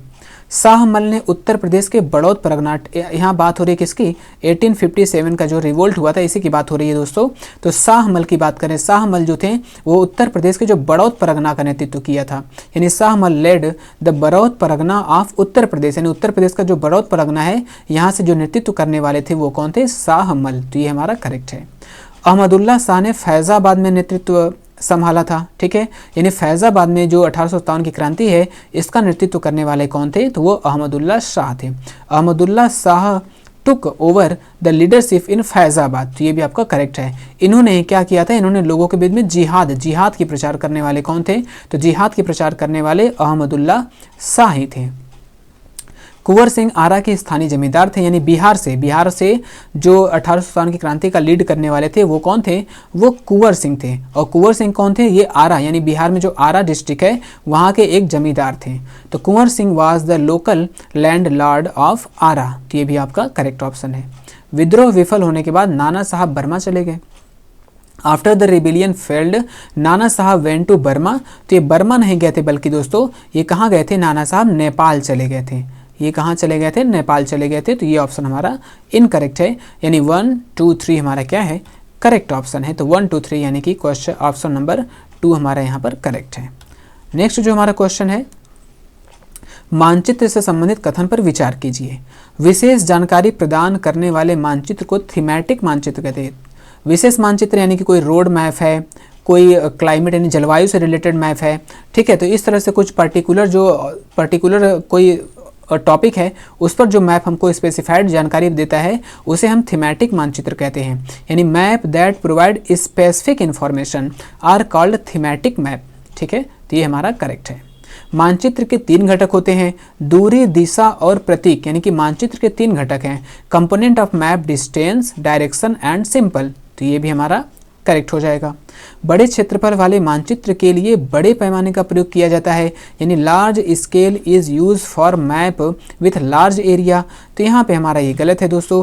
बड़े क्षेत्रफल वाले मानचित्र के लिए बड़े पैमाने के नहीं बल्कि छोटे पैमाने का प्रयोग किया जाता है। ठीक है, तो ये ऑप्शन यहाँ पर गलत हो जाएगा, हमको लार्ज स्केल के लिए नहीं बल्कि स्मॉल एरिया यानी स्मॉल स्केल का यूज यहाँ पर किया जाता है। पीले रंग का प्रयोग पठार को दर्शाने के लिए किया जाता है। Yellow colour is use to represent plateau, तो ये हमारा करेक्ट है, ये प्लेट्यू है। अगर ब्राउन कलर की बात करें यानी भूरे रंग की बात करें तो ये हमारा पर्वत, ये पर्वत को दिखाने के लिए होता है। और ब्लू कलर की बात करें तो ये हमारा पानी यानी पानी को शो करने के लिए होता है। अगर हम हरा कलर की बात करें, ग्रीन कलर की बात करें तो जो हमारा प्लेन एरिया है इसको शो करने के लिए होता है। ठीक है, तो हमारा 1, 2 और 4 क्या है, करेक्ट ऑप्शन है। 1, 2, 4, 1, 2, 4 यहाँ पे 1, 2, 4, हाँ 1, 2, 4 यहाँ पे ऑप्शन नहीं है, यानी यहाँ पर इसको हम 2 बना लेंगे दोस्तों और हमारा ये हो जाएगा करेक्ट, यानी 1, 2, 4 यहाँ पर ये करेक्ट हो जाएगा। निम्न कथनों पर विचार कीजिए। जीवमंडल एक विस्तृत क्षेत्र होता है। तो जीवमंडल क्या होता है, यानी बायोस्फीयर, जहाँ पर क्या है, जलमंडल, स्थलमंडल और वायुमंडल तीनों यानी कि कौन है, एटमॉस्फेयर। ठीक है, और जो हमारा तीनों जो मंडल होते हैं, जलमंडल, स्थलमंडल, वायुमंडल, तीनों एक आपस में मिलते हैं तो वहीं पर बायोस्फीयर बनता है दोस्तों। और बायोस्फीयर एक विस्तृत एरिया नहीं बल्कि एक लिमिट एरिया होता है। तो the biosphere is a vast area, तो वास्ट नहीं बल्कि ये लिमिट एरिया होता है। ये क्या होता है, एक सीमित क्षेत्र होता है। ये क्या होता है, ये एक सीमित क्षेत्र होता है, तो ये ऑप्शन गलत है। तो जीवमंडल एक विस्तृत क्षेत्र नहीं, एक वास्ट एरिया नहीं बल्कि ये लिमिटेड यानी सीमित क्षेत्र होता है। स्थल की ऊंचाई को समुद्र तल से मापा जाता है। The height of the land is measured from the sea level. आप देखेंगे कहीं की भी ऊंचाई अगर देखी जाती है तो उसको लिखा रहता है वहाँ पर कि समुद्र तल से ऊंचाई। क्यों, क्योंकि सभी जो ऊंचाई होती है उसका जो मेजरमेंट किया जाता है वो समुद्र तल से किया जाता है।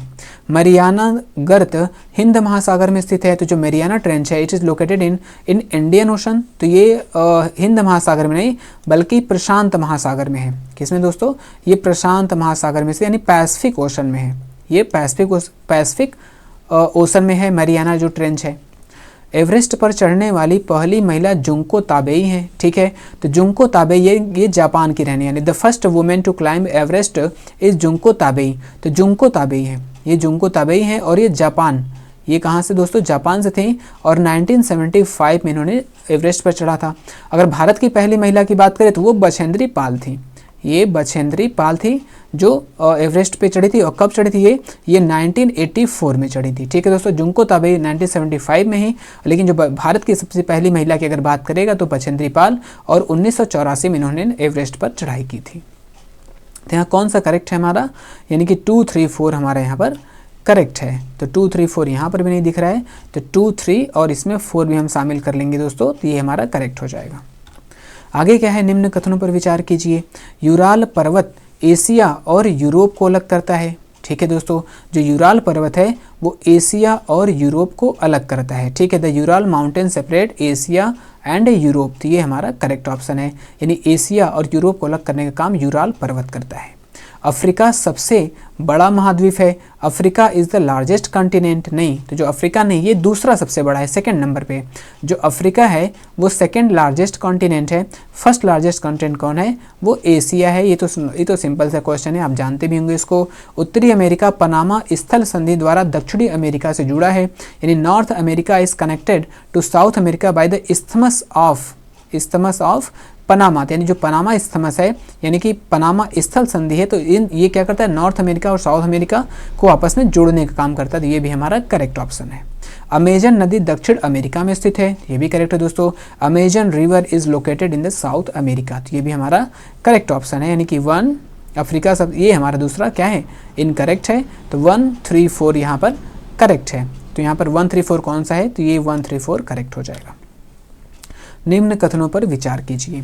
प्रशांत महासागर, हिंद महासागर क्रमशः वृत्ताकार और त्रिभुजाकार है। ठीक है दोस्तों, यानी जो प्रशांत यहाँ पे शेप की बात कर रही है, आकार की बात कर रहा है।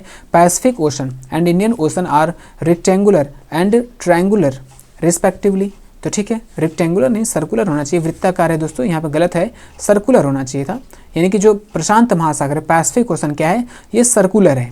ठीक है दोस्तों, और जो हिंद महासागर है वो ट्रायंगुलर यानी त्रिभुजाकार है। ठीक है, तो प्रशांत महासागर क्या है, ये सर्कुलर है यानी कि वृत्ताकार है।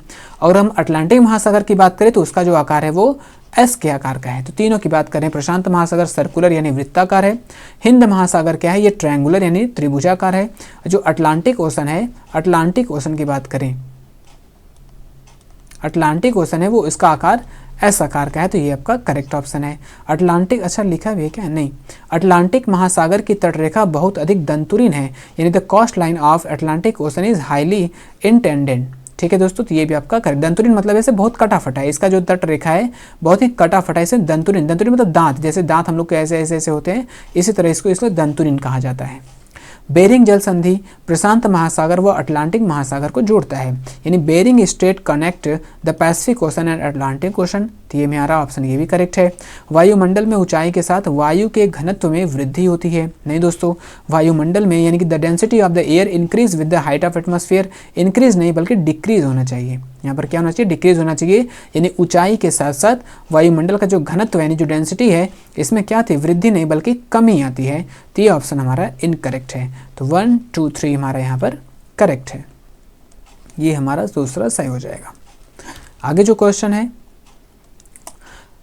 पृथ्वी के आयतन का केवल 1% यानी परपटी है, परपटी यानी भूपरपटी जिसे हम कहते हैं, क्रस्ट जिसे हम कहते हैं, only 1% of the earth volume is crust, तो ये हमारा सही है।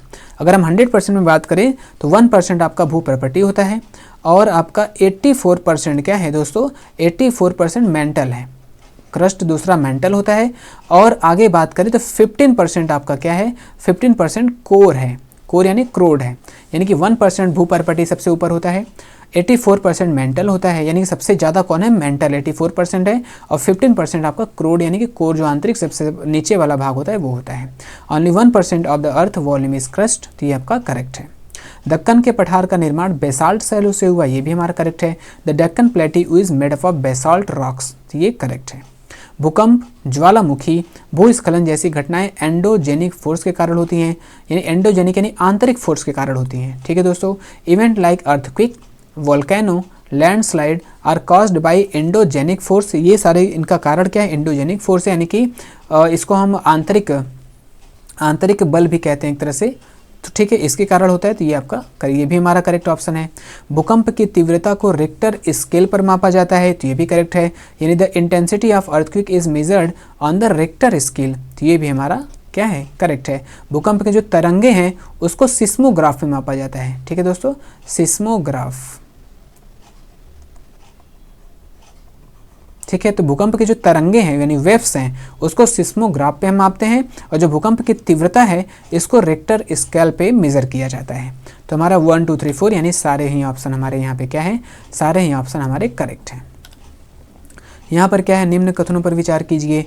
नियाग्रा जलप्रपात अमेरिका और कनाडा की सीमा पर स्थित है। ठीक है, Niagara Falls located on the border of America and Canada, तो ये हमारा ऑप्शन करेक्ट है। चाप झील का निर्माण नदियों द्वारा किया जाता है, यानी क्या है? चाप झील इज फॉर्म्ड बाय रिवर्स, तो ये भी करेक्ट है। चाप झील मतलब यानी जो गोखुर झील है, चाप झील यानी ऊपर से जब रवि नदियाँ आते हैं तो लास्ट में कट के ऐसे यहाँ से अलग हो जाते हैं, इसको हम चाप झील कहते हैं। स्टैक का निर्माण समुद्र के द्वारा होता है।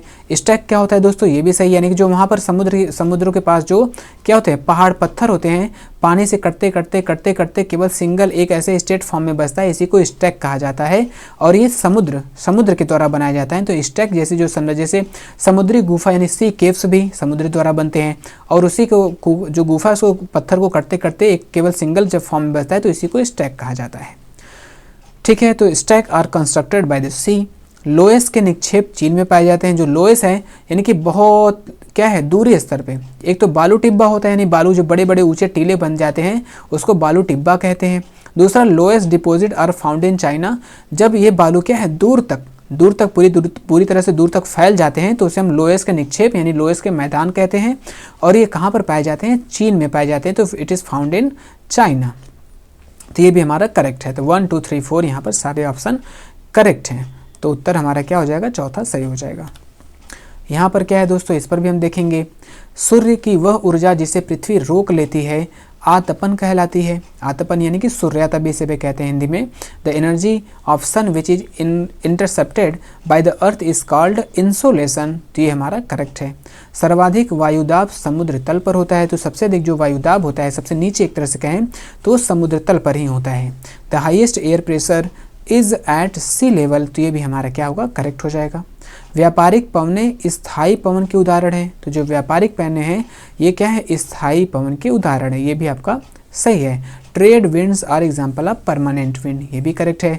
समताप मंडल में बादल नहीं पाए जाते, प्रश्न में आ सकता है कि किस मंडल में बादल नहीं होते हैं, तो जो समताप मंडल होता है यानी कि स्ट्रेटोस्फेयर, स्ट्रेटोस्फेयर क्या clouds are not found in the stratosphere, इसमें क्लाउड नहीं पाए जाते, जो क्या होता है अच्छा होता है, बेटर होता है किसके लिए, जो जेट होते हैं, एरोप्लेन होते हैं, इनके उड़ने के लिए अच्छा होता है। क्यों? क्योंकि यहाँ पर there is no clouds found in the stratosphere. तो 1 2 3 4 यहाँ पर करेक्ट है, यानी ऑल ऑफ द, क्या करना था इसमें, अच्छा इसका ऑप्शन हमने नहीं लिए दोस्तों, कहीं कहीं मिस प्रिंट हो गया है, इसमें ऑप्शन नहीं है, तो यहाँ पे सारे ही ऑप्शन हमारे यहाँ पे करेक्ट हैं। फिर क्या है, मल्च मृदा की आर्द्रता रोकने में सहायक है। अगला जो हमारा प्रश्न यहाँ है कि मल्च यानी मल्चिंग क्या करती है दोस्तों, यानी कि यहाँ पर सॉइल कंजर्वेशन यानी मृदा संरक्षण की बात की जा रही है। तो जो मल्च होता है, जैसे मल्च है, मल्च बनाकर, पेड़ों की श्रृंखलाएं लगाकर, और जो समोच्च रेखी कंटूर प्लाइंग होता है, समोच्च रेखी जुताई होती है, ये सारे बहुत सारे मेथड है जिससे क्या है मल्च क्या करते हैं, सॉइल कंजर्वेशन यानी मृदा का संरक्षण की बात करते हैं। तो मल्च मृदा की आर्द्रता रोकने में सहायक होता है। मल्च क्या होता है, जो खुले हुए भूमि उसको किसी पत्तों से ढक देना मल्च कहलाता है, और वो क्या करता है, mulch helps in retaining soil moisture, जिससे मल्च यानी कि उसकी नमी बनी रहती है। तो ये आपका करेक्ट ऑप्शन है। एक भारतीय नागरिक औसतन 150 लीटर जल का उपयोग करता है। An Indian citizen uses an average 150 litre of water, तो ये भी हमारा क्या है, करेक्ट ऑप्शन है। मास और लाइकेन टुंड्रा वनस्पति के उदाहरण है, यानी moss and like lichens are example of tundra vegetation, तो ये भी हमारा करेक्ट ऑप्शन है। वनस्पति की वृद्धि मुख्य रूप से तापमान और आर्द्रता पर निर्भर करता है, यानी growth of vegetation mainly depend on temperature and humidity, तो ये भी हमारा ऑप्शन करेक्ट है। यानी कि चारों ऑप्शन हमारे यहाँ पे क्या है, करेक्ट है। तो उत्तर हमारा क्या हो जाएगा, 4 हो जाएगा, ऑल ऑफ द एबव। आगे जो है साइट्स, यहाँ पर हमने इंग्लिश में केवल इसी को जो करेक्ट वाला है हमने बस आपको बताने के लिए यहाँ पे टाइप कर दिया है, यानी कि साइट्स यानी CITES का जो पूर्ण रूप है, फुल फॉर्म है, वो क्या होता है। तो CITES का जो फुल फॉर्म होता है the convention on international trade in endangered species of wild fauna and flora. ठीक है दोस्तों, इसका फुल फॉर्म क्या है, the convention on international trade in endangered species of wild fauna and flora होता है। तो साइट्स का फुल फॉर्म प्रश्न में पूछ सकता है। ठीक है दोस्तों, तो आंसर हमारा फर्स्ट यहाँ पर करेक्ट है। इसका PDF दोस्तों आपको हमारे Telegram channel fast learn by Vikas पर मिल जाएगा। तो आप हमारे Telegram channel fast learn by Vikas join करके इसका PDF आप ले सकते हैं वहाँ से। आगे जो हमारा प्रश्न है, यहाँ पर कुछ खनिजों से संबंधित बात की गई है। कम गहराई में स्थित खनिज जिसे पृष्ठ यानी कम गहराई में केवल उसका जो पृष्ठीय सतह है इसे हटाकर अगर हम उस खनिज को निकालते हैं तो वो विवृत खनन कहलाता है। ये सही है। मिनरल्स लोकेटेड, यहाँ पर located at shallow depth which are extracted by the removing of surface are called open cast mining कहते हैं। ठीक है दोस्तों, ये यानी कि कम गहराई में स्थित है, उसका बस पृष्ठीय सतह कर हटाकर निकाला जाता है, इसे हम विवृत खनन के नाम से जानते हैं। पेट्रोलियम और प्राकृतिक गैस को प्रवेधन के माध्यम से निकाला जाता है, यानी petroleum and natural gas are extracted through drilling. तो ये भी ऑप्शन हमारा क्या है, करेक्ट हो जाएगा दोस्तों। फिर आगे हम देखेंगे क्या है, सतह के निकट स्थित खनिज आखनन विधि द्वारा निकाला जाता है, यानी सतह के निकट यानी सबसे ऊपर रहता है, बस इसको बहुत आसानी से निकाला जा सकता है। यानी minerals located near the surface are extracted by the mining method. तो ये भी हमारा क्या है, करेक्ट हो जाएगा, यानी कि आखनन विधि कहते हैं, इसको आसानी से निकाला जा सकता है क्योंकि ये क्या होते हैं, ये ऊपर क्या है स्थित होते हैं, इसको निकालना क्या होता है, काफ़ी सरल हो जाता है। ठीक है दोस्तों,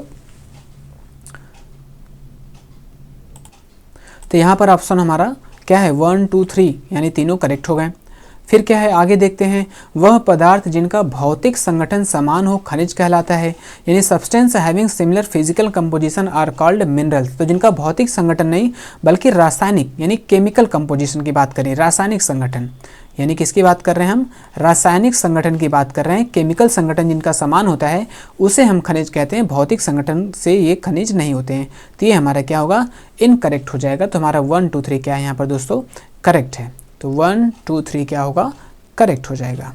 आगे जो प्रश्न है, कोयला अंतर्हित धूप के रूप में जाना जाता है, यानी कोयला को हम अंतर्हित धूप भी कहते हैं, यानी coal is known as incense. तो ठीक है, ये ऑप्शन करेक्ट है, यानी कोयला को हम अंतर्हित धूप भी कहते हैं। पेट्रोलियम व इससे बने उत्पाद को काला सोना कहा जाता है, यानी petroleum and its product are called black gold, ये भी सही, यानी पेट्रोलियम और इससे बने जो उत्पाद है उसे हम ब्लैक गोल्ड यानी काला सोना के नाम से जानते हैं।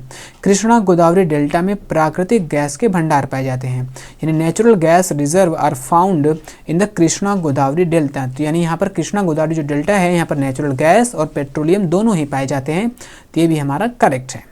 विश्व का पहला जल विद्युत उत्पन्न करने वाला देश नॉर्वे था। ठीक है दोस्तों, the first country in the world to generate hydro electricity was Norway. तो ये भी हमारा क्या है, करेक्ट है। तो 4 ऑप्शन हमारे सारे करेक्ट हैं, तो ऑल ऑफ द एवं यानी सभी उपयुक्त हमारे आंसर करेक्ट है। आगे जो हमारा प्रश्न है यहाँ पर गैर परंपरागत ऊर्जा क्या है, वही नवीकरणीय ऊर्जा कहलाती है, यानी जो गैर परंपरागत ऊर्जा है उसी को हम नवीकरणीय ऊर्जा कहते हैं, यानी non conventional energy is renewable energy. तो सही है दोस्तों, यानी गैर परंपरागत ऊर्जा कौन है, जैसे भी हम यूज करते हैं जो सोलर एनर्जी है, विंड एनर्जी है, वाटर एनर्जी है, और क्या है दोस्तों, हाँ ये सब सारे जो है वो गैर परंपरागत ऊर्जा यानी कि नवीकरणीय ऊर्जा में सोलर है, विंड है, और किसकी बात करें जो ज्वार भाटा होता है टाइडल एनर्जी है, ये नवीकरणीय ऊर्जा जिसे हम गैर परंपरागत ऊर्जा के नाम से जानते हैं। थोरियम के विशाल भंडार यानी केरल में जो थोरियम है मोनोजाइट जो बालू है केरल में, वहाँ पर क्या है उसमें थोरियम के विशाल भंडार पाए जाते हैं, ये भी हमारा करेक्ट है। यानी huge reserve of thorium are found in monazite, और ये कहाँ पे, केरल का जो तट है वहाँ पर मिलता है। मणिकरण और पूगा घाटी क्रमशः हिमाचल प्रदेश और लद्दाख में स्थित है, ये भी करेक्ट है। यानी मणिकरण एंड पूगा घाटी are located in the Himachal Pradesh and Ladakh respectively. ठीक है, और ये किस लिए जाना जाता है, ये हमारा जाता है भूतापी ऊर्जा, जियोथर्मल, यानी जियोथर्मल जो पावर है ये पूगा घाटी और मणिकरण में मिलता है। जो मणिकरण हिमाचल प्रदेश में और पूगा घाटी लद्दाख में है, ये भूतापी ऊर्जा के लिए फेमस है। भूतापी ऊर्जा जिसे हम जियोथर्मल एनर्जी कहते हैं। ठीक है दोस्तों, जियोथर्मल एनर्जी के लिए क्या है, फेमस है। कच्छ की खाड़ी ज्वारी ऊर्जा के लिए जाना जाता है, यानी जो टाइडल एनर्जी है, gulf of Kutch is known for its tidal energy. तो ये हमारा 4 नंबर क्या है, करेक्ट है। तो 1 2 3 यानी कच्छ की खाड़ी में ज्वारी ऊर्जा के एनफ यानी पर्याप्त स्रोत मिलते हैं, तो ये हमारे चारों ही ऑप्शन यहाँ पर भी करेक्ट हैं। तो उत्तर हमारा यहाँ पर क्या हो जाएगा, 4 नंबर का हो जाएगा। आगे जो प्रश्न है, उत्तरी मैदान में वर्षा की मात्रा पूर्व से पश्चिम की ओर बढ़ती है। अगर हम ऐसे इंडिया की बात करें तो इधर आपका पूर्व हो जाएगा, इधर आपका पश्चिम हो जाएगा। पूर्व से पश्चिम की ओर बढ़ने पर जो बारिश की मात्रा होती है वो बढ़ती नहीं बल्कि घटती है। The amount of rainfall is northern plains increases from east to west. तो इंक्रीजेस नहीं बल्कि क्या होना चाहिए, यहाँ पर डिक्रीजेज होना चाहिए। तो ये ऑप्शन हमारा क्या है, गलत है। असम में स्टिल्ट हाउस पाए जाते हैं, क्यों, क्योंकि दोस्तों वहाँ पर जो बारिश वाली है नीचे पानी ज़्यादा होता है, इसलिए वहाँ पर बांस यानी बैम्बू है, इसके ऊपर घर बनाए जाते हैं जिसे हम स्टिल्ट हाउस कहते हैं, और stilt house are found in Assam. तो ये हमारा करेक्ट है। पवनें उत्तरी गोलार्ध में दाहिनी ओर विक्षेपित हो जाती हैं। तो जो पवन यानी हवा चलती है घूर्णन के कारण, ठीक है दोस्तों, जो घूर्णन होता है घूर्णन के कारण पवनें क्या है, उत्तरी गोलार्ध में दाहिनी तरफ, और जो दक्षिणी गोलार्ध है उसमें बाईं तरफ क्या होती है, घूम जाती हैं। यानी the winds is deflected to the right in the northern hemisphere. तो जो नॉर्दर्न हेमिस्फीयर है यहाँ पे राइट हो जाता है, और जो साउदर्न हेमिस्फीयर है वहाँ पर क्या हो जाता है, लेफ्ट हो जाता है। और ये घूर्णन के कारण होता है। तो घूर्णन के कारण ये जो बल आता है उसे हम कोरियोलिस बल के नाम से जानते हैं। तो कोरियोलिस बल जो होता है ये घूर्णन होता है, ये इसी को यानी जो हम पढ़े यहाँ पे गोलार्ध में दाहिनी ओर विक्षेपित हो जाती है, तो किस बल के कारण, तो ये कोरियोलिस बल के कारण होता है, और ये घूर्णन से उत्पन्न होता है। Coriolis force is caused by rotation. तो ये हमारा करेक्ट ऑप्शन है। तो यहाँ पर भी सारे ऑप्शन नहीं, 2 3 4 करेक्ट है, और 1 क्या है, इनकरेक्ट है। तो 2 3 4 इज द करेक्ट ऑप्शन। आगे जो प्रश्न है हमारा, निम्न कथनों पर विचार कीजिए। भारतीय मानसून पर एल नीनो का सकारात्मक प्रभाव पड़ता है। तो एल नीनो का दोस्तों क्या है, भारतीय जो मानसून है सकारात्मक नहीं बल्कि नकारात्मक इफेक्ट पड़ता है। El Nino has a positive effect on the Indian monsoon. तो पॉजिटिव नहीं बल्कि क्या होना चाहिए, निगेटिव होना चाहिए। ला नीनो, अगर हम ला नीनो की बात करें, ला नीनो जो होता है इसका भारतीय जो मानसून है इस पर पॉजिटिव इफेक्ट पड़ता है, लेकिन एल नीनो का नकारात्मक प्रभाव पड़ता है। तो ये आपका गलत हो जाएगा। शीतकालीन वर्षा को महावट कहा जाता है, यानी शीतकाल में जो पश्चिमी विक्षोभ, ठीक है दोस्तों, जो वेस्टर्न डिस्टर्बेंस के कारण यानी शीतकाल में हम लोग के जो बारिश होता है ना, जो गेहूं के लिए और बहुत सारी चीज़ों के लिए लाभदायक होता है, इसे महावट कहा जाता है। यानी विंटर रेन इज कॉल्ड महावट। जो पश्चिमी विक्षोभ के कारण यानी कि वेस्टर्न डिस्टर्बेंस के कारण जो बारिश होता है उसे महावट कहा जाता है। काल वैसाखी का संबंध पश्चिम बंगाल में है, यानी गर्मी, यानी बहुत जब कड़कती गर्मी पड़ती है, गर्मी के बाद जब थोड़ी बरसात की शुरुआत होती है, तो पहली बरसात जो होती है यहाँ पर पश्चिम बंगाल में, उसे काल वैसाखी के नाम से जानते हैं। तो ये भी आपका करेक्ट ऑप्शन है। स्टैलेग्माइट, स्टैलेक्टाइट गुफाएं मौसिनराम में पाई जाती हैं। सबसे अधिक जो विश्व में वर्षा होती है वो मौसिनराम में पाई जाती है। यहाँ पर स्टैलेग्माइट और स्टैलेक्टाइट जो गुफाएं हैं उसके लिए मौसिनराम क्या है, प्रसिद्ध है। तो ऐसे प्रश्न में आ सकता है कि जो स्टैलेग्माइट है और स्टैलेक्टाइट गुफाएं कहाँ पाए जाते हैं, तो ये मौसिनराम में पाए जाते हैं। मौसिनराम यानी मेघालय में पाए जाते हैं। ठीक है दोस्तों, इसको हम बात करें मेघालय में पाए जाते हैं। तो यहाँ पर हमारा 2, 3, 4 क्या है, करेक्ट हो जाएगा। 2, 3, 4, 2, 3, 4 कहाँ है, फिर से देखते हैं भारतीय, यहाँ पर 2, 3, 4, हाँ 2, 3, 4 लगता है इसमें नहीं है। तो यहाँ पर 2 कर लीजिए, यहाँ 3 कर लीजिए और यहाँ पर 4 कर लीजिए। तो ये हमारा क्या हो जाएगा, करेक्ट हो जाएगा। भारत में शीत ऋतु यानी कि शीत मतलब विंटर सीजन में जो बारिश होता है, इसका कारण क्या है, अभी हम लोगों ने पढ़ा है पश्चिमी विक्षोभ। भारत में जो शीतकाल में जो वर्षा होती है वो पश्चिमी विक्षोभ के कारण ही होती है, जिसको हम वेस्टर्न डिस्टर्बेंस के नाम से जानते हैं। ठीक है दोस्तों, आगे है हमारा जो प्रश्न, ये है सर्वप्रथम संसाधन संरक्षण की, यानी संसाधन संरक्षण की बात करें, यहाँ पे संसाधन की बात करें तो सर्वप्रथम संसाधन संरक्षण की वकालत 1968 में क्लब ऑफ रोम के द्वारा किया गया था। Resources conservation was first advocated by the club of Rome in 1968, यानी संसाधन संरक्षण की बात सबसे पहले क्लब ऑफ रोम के द्वारा 1968 में किया गया था। ये हमारा करेक्ट हो जाएगा। स्मॉल इज ब्यूटीफुल सुमेसर की रचना है, यानी small is beautiful is a composition of Schumacher. तो सुमेसर के द्वारा लिखी गई है क्या, स्मॉल इज ब्यूटीफुल सुमेसर के द्वारा लिखा गया। तो ये भी करेक्ट है। सतत पोषणी विकास की संकल्पना, जो सतत पोषणी विकास है इसकी संकल्पना, इसका जो कॉन्सेप्ट है 1987 में जो ब्रुंटलैंड आयोग के द्वारा प्रस्तुत किया गया था। ये करेक्ट है दोस्तों। The concept of sustainable development was introduced by क्या है, ब्रंटलैंड कमीशन। तो ये आपका ये भी करेक्ट ऑप्शन है। ब्रंटलैंड आयोग की रिपोर्ट को हमारा साझा भविष्य के नाम से प्रकाशित किया गया था। The Brundtland commission report was published as our common future. तो ये भी ऑप्शन हमारा सही, यानी चारों ऑप्शन हमारे यहाँ पर सही है। तो उत्तर हमारा क्या हो जाएगा, करेक्ट हो जाएगा। हमने सर दोस्तों विकल्प को इसलिए अगले प्रश्न में लिया है क्योंकि हमारा ये जो ये है स्लाइड है, इसमें जगह क्या है, काफ़ी कमी है, बड़े बड़े प्रश्न हैं, तो जगह हमने इसलिए इसको आगे वाले स्लाइड में शामिल कर लिया है विकल्प को। निम्न कथनों पर विचार कीजिए। जिस भूमि पर 5 से अधिक वर्षों तक खेती न की गई हो उसे कृषि योग्य बंजर भूमि कहा जाता है, यानी land which is not cultivated for more than 5 years is called cultivated wasteland. तो ये भी दोस्तों क्या है, करेक्ट ऑप्शन है। राष्ट्रीय वन नीति 1952 में आया था, ठीक है, और 33% वन की अनिवार्यता है, यानी जो 33% हम कहते हैं कि 33% वन हमारे यहाँ होना चाहिए। तो ये क्या है, 1952 का जो राष्ट्रीय वन नीति है इसमें इसका प्रावधान किया गया है। The national forest policy 1952 mandates 33 forest cover. तो ये आपका ये भी करेक्ट है। लेटेराइट मृदा का निर्माण निक्षालन के परिणाम से होता है, यानी निक्षालन जिसको हम कहते हैं क्या, लीचिंग, इसको हम लीचिंग कहते हैं। Formation of laterite soil is result of leaching. तो ये भी क्या हो जाएगा, हमारा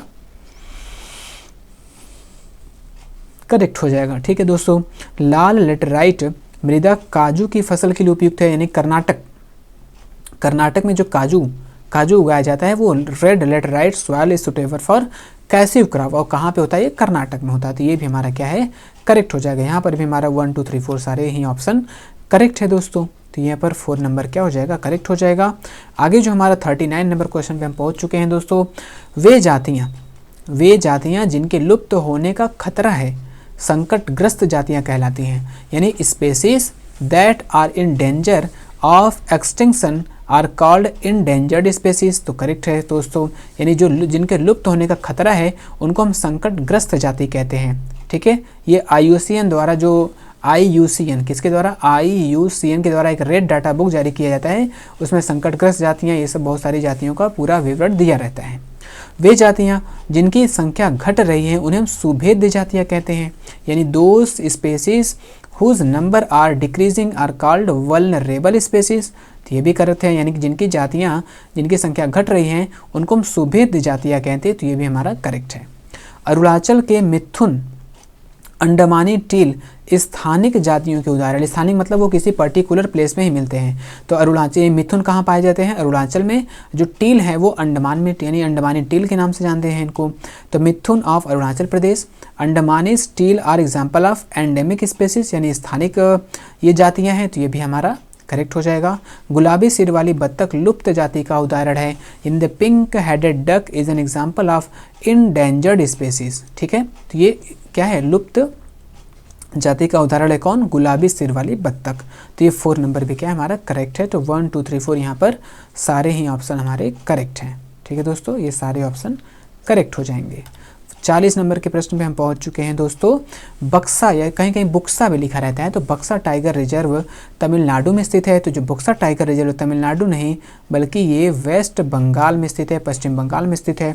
बक्सा tiger reserve are located in Tamil Nadu, तो नहीं दोस्तों, ये क्या है? वेस्ट बंगाल में है। तो ये क्या होगा? इनकरेक्ट हो जाएगा।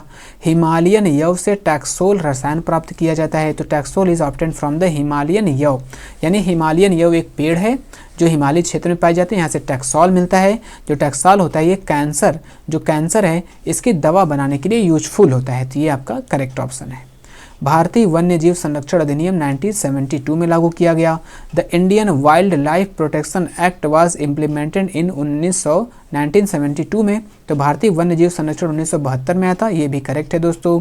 प्रोजेक्ट टाइगर की शुरुआत 1973 में की गई थी, तो ये भी हमारा करेक्ट है। तो project tiger was started in 1973, तो ये भी ऑप्शन हमारा क्या है? करेक्ट है। तो उत्तर हमारे यहाँ पर ऑल ऑफ द एबव हो जाएगा, उपयुक्त सभी हो जाएगा। निम्न कथनों पर विचार कीजिए, यहाँ पर भी देखेंगे। संयुक्त वन प्रबंधन कार्यक्रम की शुरुआत 1988 में उड़ीसा में हुई थी। तो संयुक्त वन प्रबंधन क्या है दोस्तों?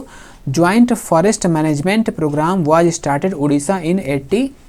संयुक्त वन प्रबंधन जिसमें यानी कि वन के लोग, यानी जो वन के कर्मचारी हैं और जो ग्रामीण लोग हैं, ये दोनों लोग मिलकर उस वन के संवर्धन यानी कंजर्वेशन के लिए काम करते हैं।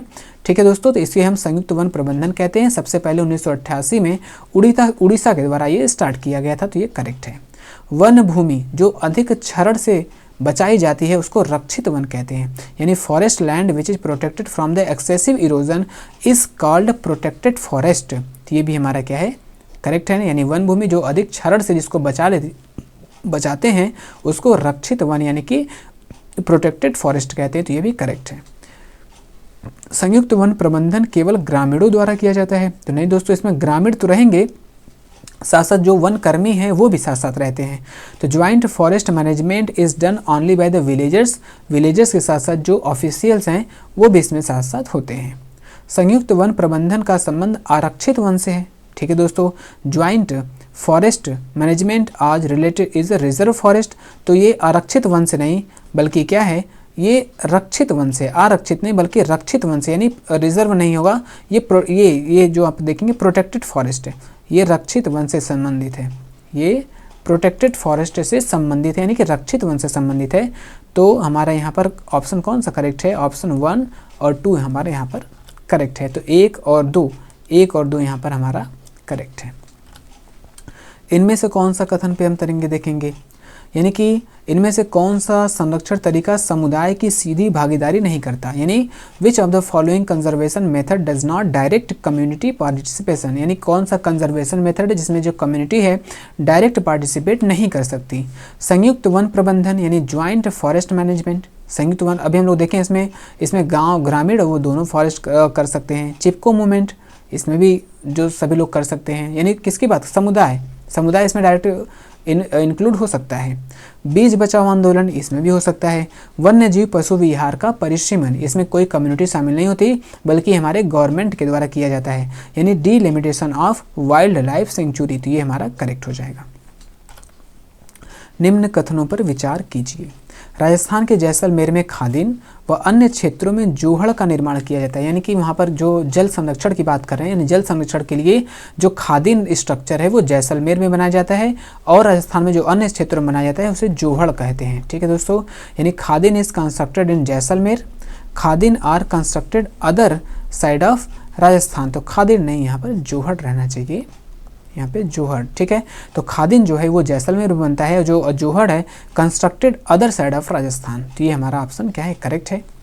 बीकानेर, बाड़मेर, फलोदी में पीने के लिए जो पानी के लिए बनाया जाता है उसे टांका कहते हैं। ठीक है दोस्तों, तो tanks are constructed for drinking water in Bikaner, Barmer and Phalodi. तो ये भी आपका करेक्ट ऑप्शन है।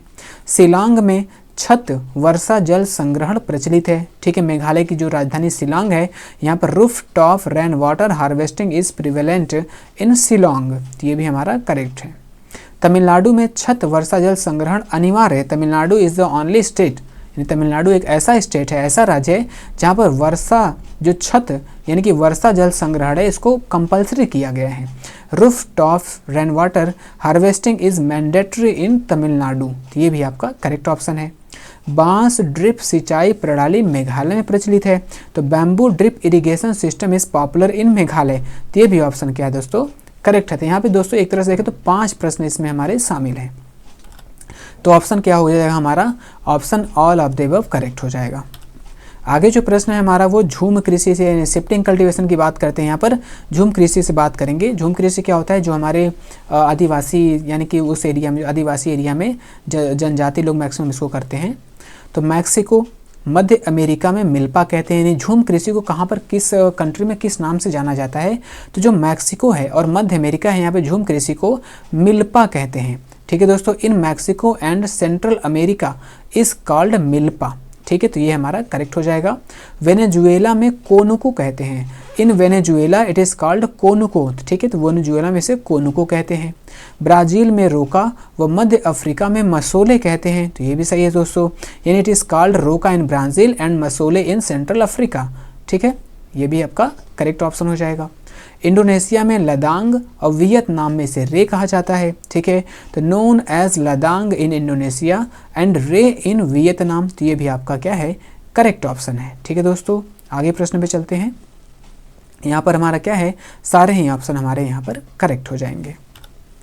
कर्तन दहन प्रणाली की बात करें, कर्तन दहन प्रणाली जिसे हम वही झूम कृषि, इसे हम स्लैश एंड बर्न भी कहते हैं, वही है। सो दोस्तों वहाँ पर अदर कंट्रीज़ में हमने शामिल किया था, तो भारत में भी इसे डिफरेंट प्लेस पे डिफरेंट नेम से जानते हैं, तो इसलिए हम इसको भी यहाँ पर लिए हुए हैं। तो इसे यानी कर्तन दहन प्रणाली यानी झूम कृषि है, भारत में डिफरेंट स्टेट में डिफरेंट नाम है। क्या क्या देखते हैं यहाँ पर, तो मध्य प्रदेश में बेवर या दहिया के नाम से इसको जानते हैं। झारखंड में कुरुआ के नाम से जाना जाता है। ठीक है दोस्तों, झारखंड में से कुरुआ कहते हैं और मध्य प्रदेश में बेबर या दहिया के नाम से जानते हैं। ठीक है, तो ऑप्शन हमारा करेक्ट है। नोन एज बेबर और दहिया इन एमपी यानी मध्य प्रदेश एंड कुरुआ इन झारखंड। तो ये करेक्ट है।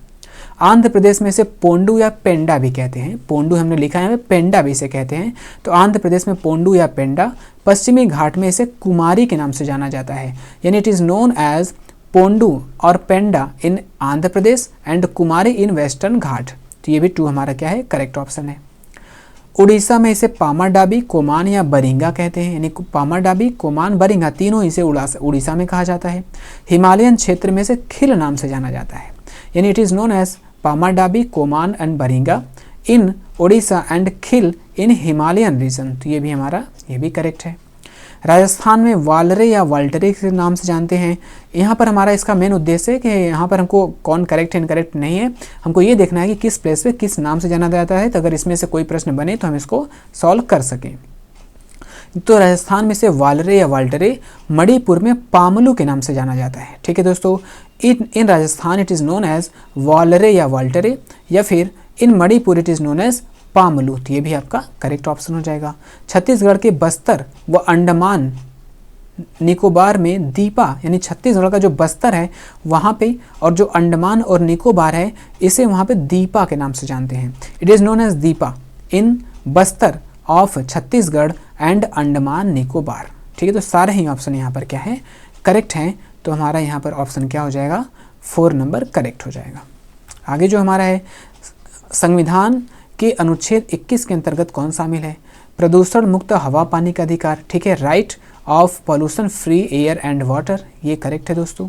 स्वास्थ्य का अधिकार, राइट टू हेल्थ, ये भी हमारे आर्टिकल 21 में आता है, जो जीवन का अधिकार है। ठीक है, यानी कि राइट टू लाइफ में सारे ही आ जाते हैं जो आर्टिकल 21 में मिलता है। और राइट टू फूड, ये भी हमारे मिलता है, भोजन का अधिकार भी है।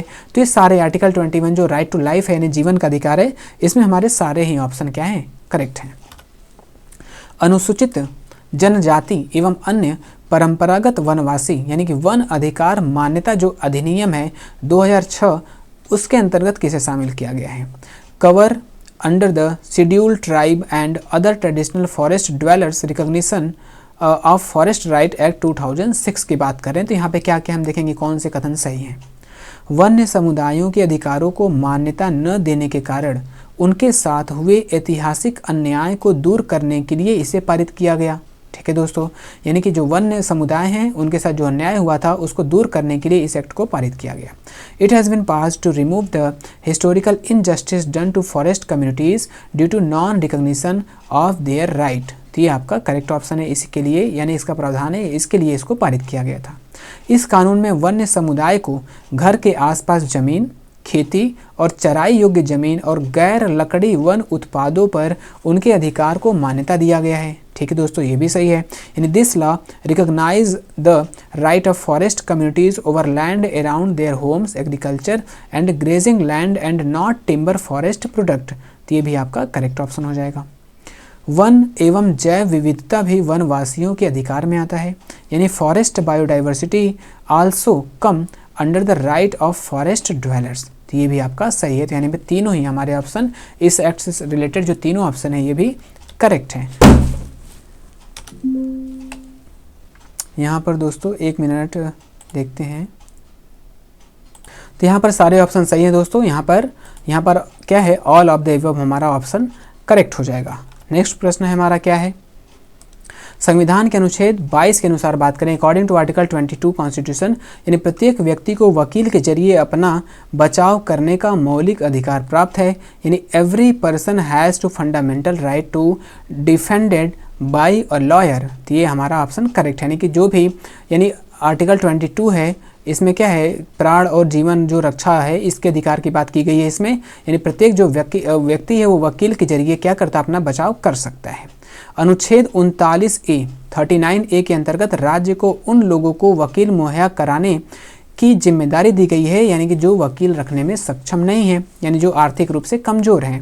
यानी under article 39A the status has been given the responsibility, the status नहीं स्टेट्स रहना चाहिए, स्टेट्स यानी राज्य की बात कर रहा है। States has been given the responsibility to provide lawyers to those who are not able to afford hire a lawyer. ठीक है, तो यहाँ पर ये भी हमारे दोनों ही ऑप्शन क्या हैं, करेक्ट हैं।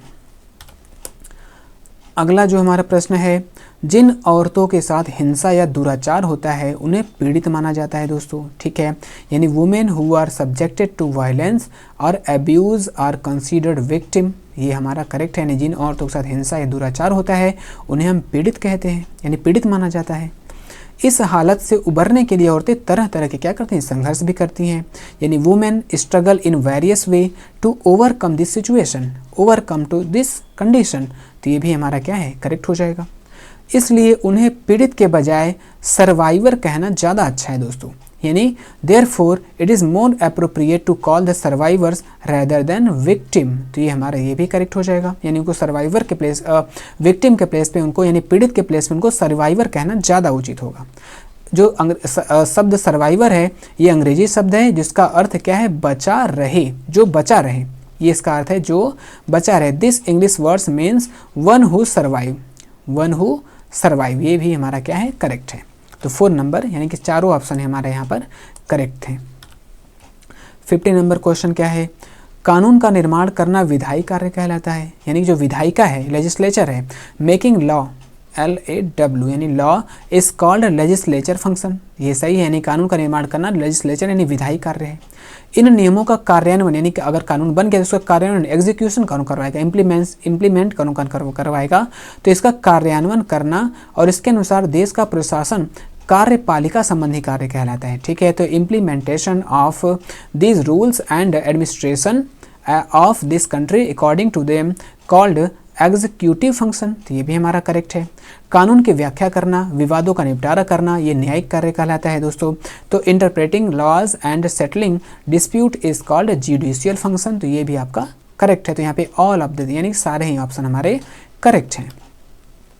आगे जो हमारा क्वेश्चन है, निम्न में से कौन लोकतंत्र के सिद्धांत के अंतर्गत नहीं आता, यानी लोकतंत्र में कौन नहीं माना जाता है, यानी कि which of the following does not comes under the principle of democracy, यानी प्रतिनिधि सहभागिता, रिप्रेजेंटेटिव पार्टिसिपेशन हमारे लोकतंत्र में होता है। ठीक है दोस्तों, ये करेक्ट है। मौलिक अधिकार, फंडामेंटल राइट हमारे लोकतंत्र में इसको भी फॉलो किया जाता है। हमको बताना है कि कौन नहीं आता है। स्वतंत्र न्यायपालिका, जो डेमोक्रेसी है यहाँ पर जो जुडिशरी है वो इंडिपेंडेंट नहीं स्वतंत्र होता है, ये भी हमारा करेक्ट है। सीमित अधिकार यानी लिमिटेड फ्रेंचाइजीज, यानी कि जो वोट देने का अधिकार है वो सीमित है, तो सीमित नहीं दोस्तों, ये क्या है, एक सीमित नहीं है, लेकिन इसका एक रूल बनाया गया है, जो फ्रेंचाइज होता है हमारा तो सीमित नहीं है, सीमित नहीं है, यानी सभी को यहाँ पर चाहे स्त्री हो पुरुष हो सबको इसका अधिकार दिया गया है।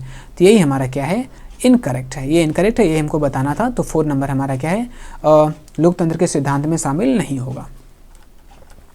भारतीय शासन प्रणाली पर विचार कीजिए। शासन प्रणाली क्या है, consider the Indian system of governance.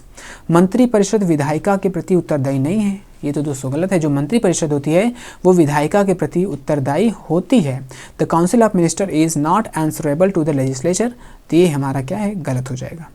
मंत्रिपरिषद को कार्य करने के लिए लोकसभा में विश्वास प्राप्त होना चाहिए, यानी लोकसभा में जब मंत्रिपरिषद को विश्वास प्राप्त होगी तभी तो मंत्रिपरिषद काम करेगी। The council of minister must have the confidence of Lok Sabha to function. ठीक है दोस्तों, ये करेक्ट है। मंत्रिपरिषद को कार्य करने के लिए लोकसभा में विश्वास प्राप्त करने की आवश्यकता नहीं होती, तो इसमें से कोई सेपरेट भी आ सकता है, इसलिए हमने दोनों बना लिया। प्राप्त होना चाहिए तभी कार्य करेगा, अगर विश्वास उसको आवश्यकता नहीं है, ऐसा नहीं है, उसको लोकसभा में क्या है, विश्वास प्राप्त होना चाहिए, कॉन्फिडेंस होना चाहिए। The council of minister does not need to obtain confidence of Lok Sabha to function, तो ये भी क्या हो जाएगा, करेक्ट हो जाएगा। तो केवल 2 नंबर यहाँ पे क्या है हमारा, करेक्ट है। तो ओनली टू इसमें क्या था, हाँ केवल दूसरा होगा, यहाँ पर दूसरा ऑप्शन नहीं है, तो केवल हम इसको कट करते हैं, केवल 2 क्या होगा, सही हो जाएगा। तथ्यों पर विचार कीजिए। क्या है दोस्तों, consider the fact, choose the correct option. स्वतंत्रता, समानता और बंधुत्व फ्रांस के संविधान से लिया गया है। ठीक है, यानी liberty, equality and fraternity is taken from the constitution of France, ये क्या है, करेक्ट है। यह फ्रांस की क्रांति की देन है, यानी जो ये तीनों वर्ड शब्द आए हैं, फ्रांस, स्वतंत्रता, समानता और बंधुत्व जो है वो क्या है, फ्रांस की क्रांति से आए हैं, तो ये भी करेक्ट है। फ्रांस की क्रांति 1789 में हुई थी, यानी फ्रेंच रिवोल्यूशन टू प्लेस 1789, तो ये भी क्या है, करेक्ट है। It is contribution of French revolution, तो ये भी क्या है, करेक्ट है। तो सभी हमारे ऑप्शन यहाँ पर करेक्ट है। यहाँ पर संविधान संशोधन की बात कर रहे हैं, तो 73 नंबर का जो संविधान संशोधन है इसका संबंध पंचायती राज व्यवस्था से है। ठीक है, the 73 constitution amendment related to the panchayati raj system, ये दोस्तों करेक्ट है। हमारा जो 73वां संविधान संशोधन है वो पंचायती राज व्यवस्था से है। इसे 1992 में जोड़ा गया था, 1992 में नहीं बल्कि इसको दोस्तों 73वां संविधान से, हाँ ठीक है, 1992 में ही जोड़ा गया था। ठीक है, तो ये भी क्या 1992 में जोड़ा गया था। बलवंत राय मेहता समिति का संबंध पंचायती राज व्यवस्था से है। Balwant Rai Mehta committee is related to panchayati raj system, तो ये भी हमारा क्या है, करेक्ट। तो यहाँ पे सारे ही ऑप्शन क्या है, करेक्ट है। 55 नंबर क्वेश्चन पे, औजार, मशीन, भवन स्थायी पूंजी होते हैं। ठीक है, यानी tools, machines, building are fixed capital, तो ये क्या है, फिक्स्ड होते हैं, यानी इसका हम ज़्यादा दिन तक इसका हम प्रयोग कर सकते हैं। कच्चा माल तथा नगद कार्यशील पूंजी होती हैं, क्योंकि ये इनका यूज़ तुरंत होता रहता है, ये चेंज होते रहते हैं, यानी रॉ मटेरियल्स एंड कैश और वर्किंग कैपिटल्स, तो ये भी क्या है, करेक्ट ऑप्शन हो जाएगा।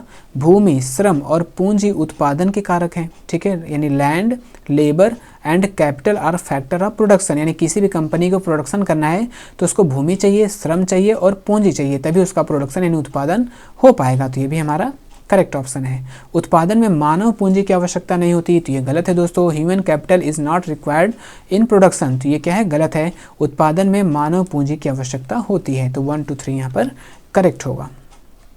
ये 1 2 3 हमारा यहाँ पर करेक्ट है। आगे जो हमारा प्रश्न है, प्रमुख क्षेत्रक से संबंधित कथन पर विचार कीजिए। Consider the statement related to major sector, यानी सेक्टर की बात है, primary sector, secondary, tertiary sector, 3 sector होते हैं। तो सेक्टर कितने होते हैं, 3 होते हैं। तो प्रमुख क्रियाकलाप को 3 क्षेत्रों में बांटा गया है। ठीक है, major activities are divided into 3 sector, ये करेक्ट है। प्राथमिक क्षेत्र में कृषि, वानिकी व पशुपालन को शामिल किया जाता है। जो खनिज है, माइनिंग है, ठीक है दोस्तों, यानी नेचर से रिलेटेड जो वर्क होते हैं वो क्या है, प्राथमिक क्षेत्र में आते हैं। तो agriculture, forestry, animal husbandry and mining also are included in the primary sector, तो ये हमारा करेक्ट है।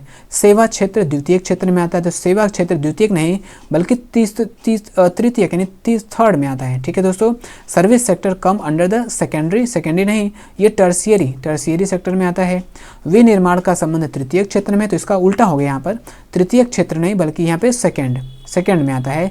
Manufacturing is related to tertiary नहीं बल्कि सेकेंडरी में आता है, तो ये गलत है, ये भी गलत है, और हमारा 1 और 2 क्या है, करेक्ट है, ठीक है दोस्तों। तो 1 और 2 हमारा यहाँ पर क्या हो जाएगा, करेक्ट हो जाएगा, ये थर्ड नंबर का।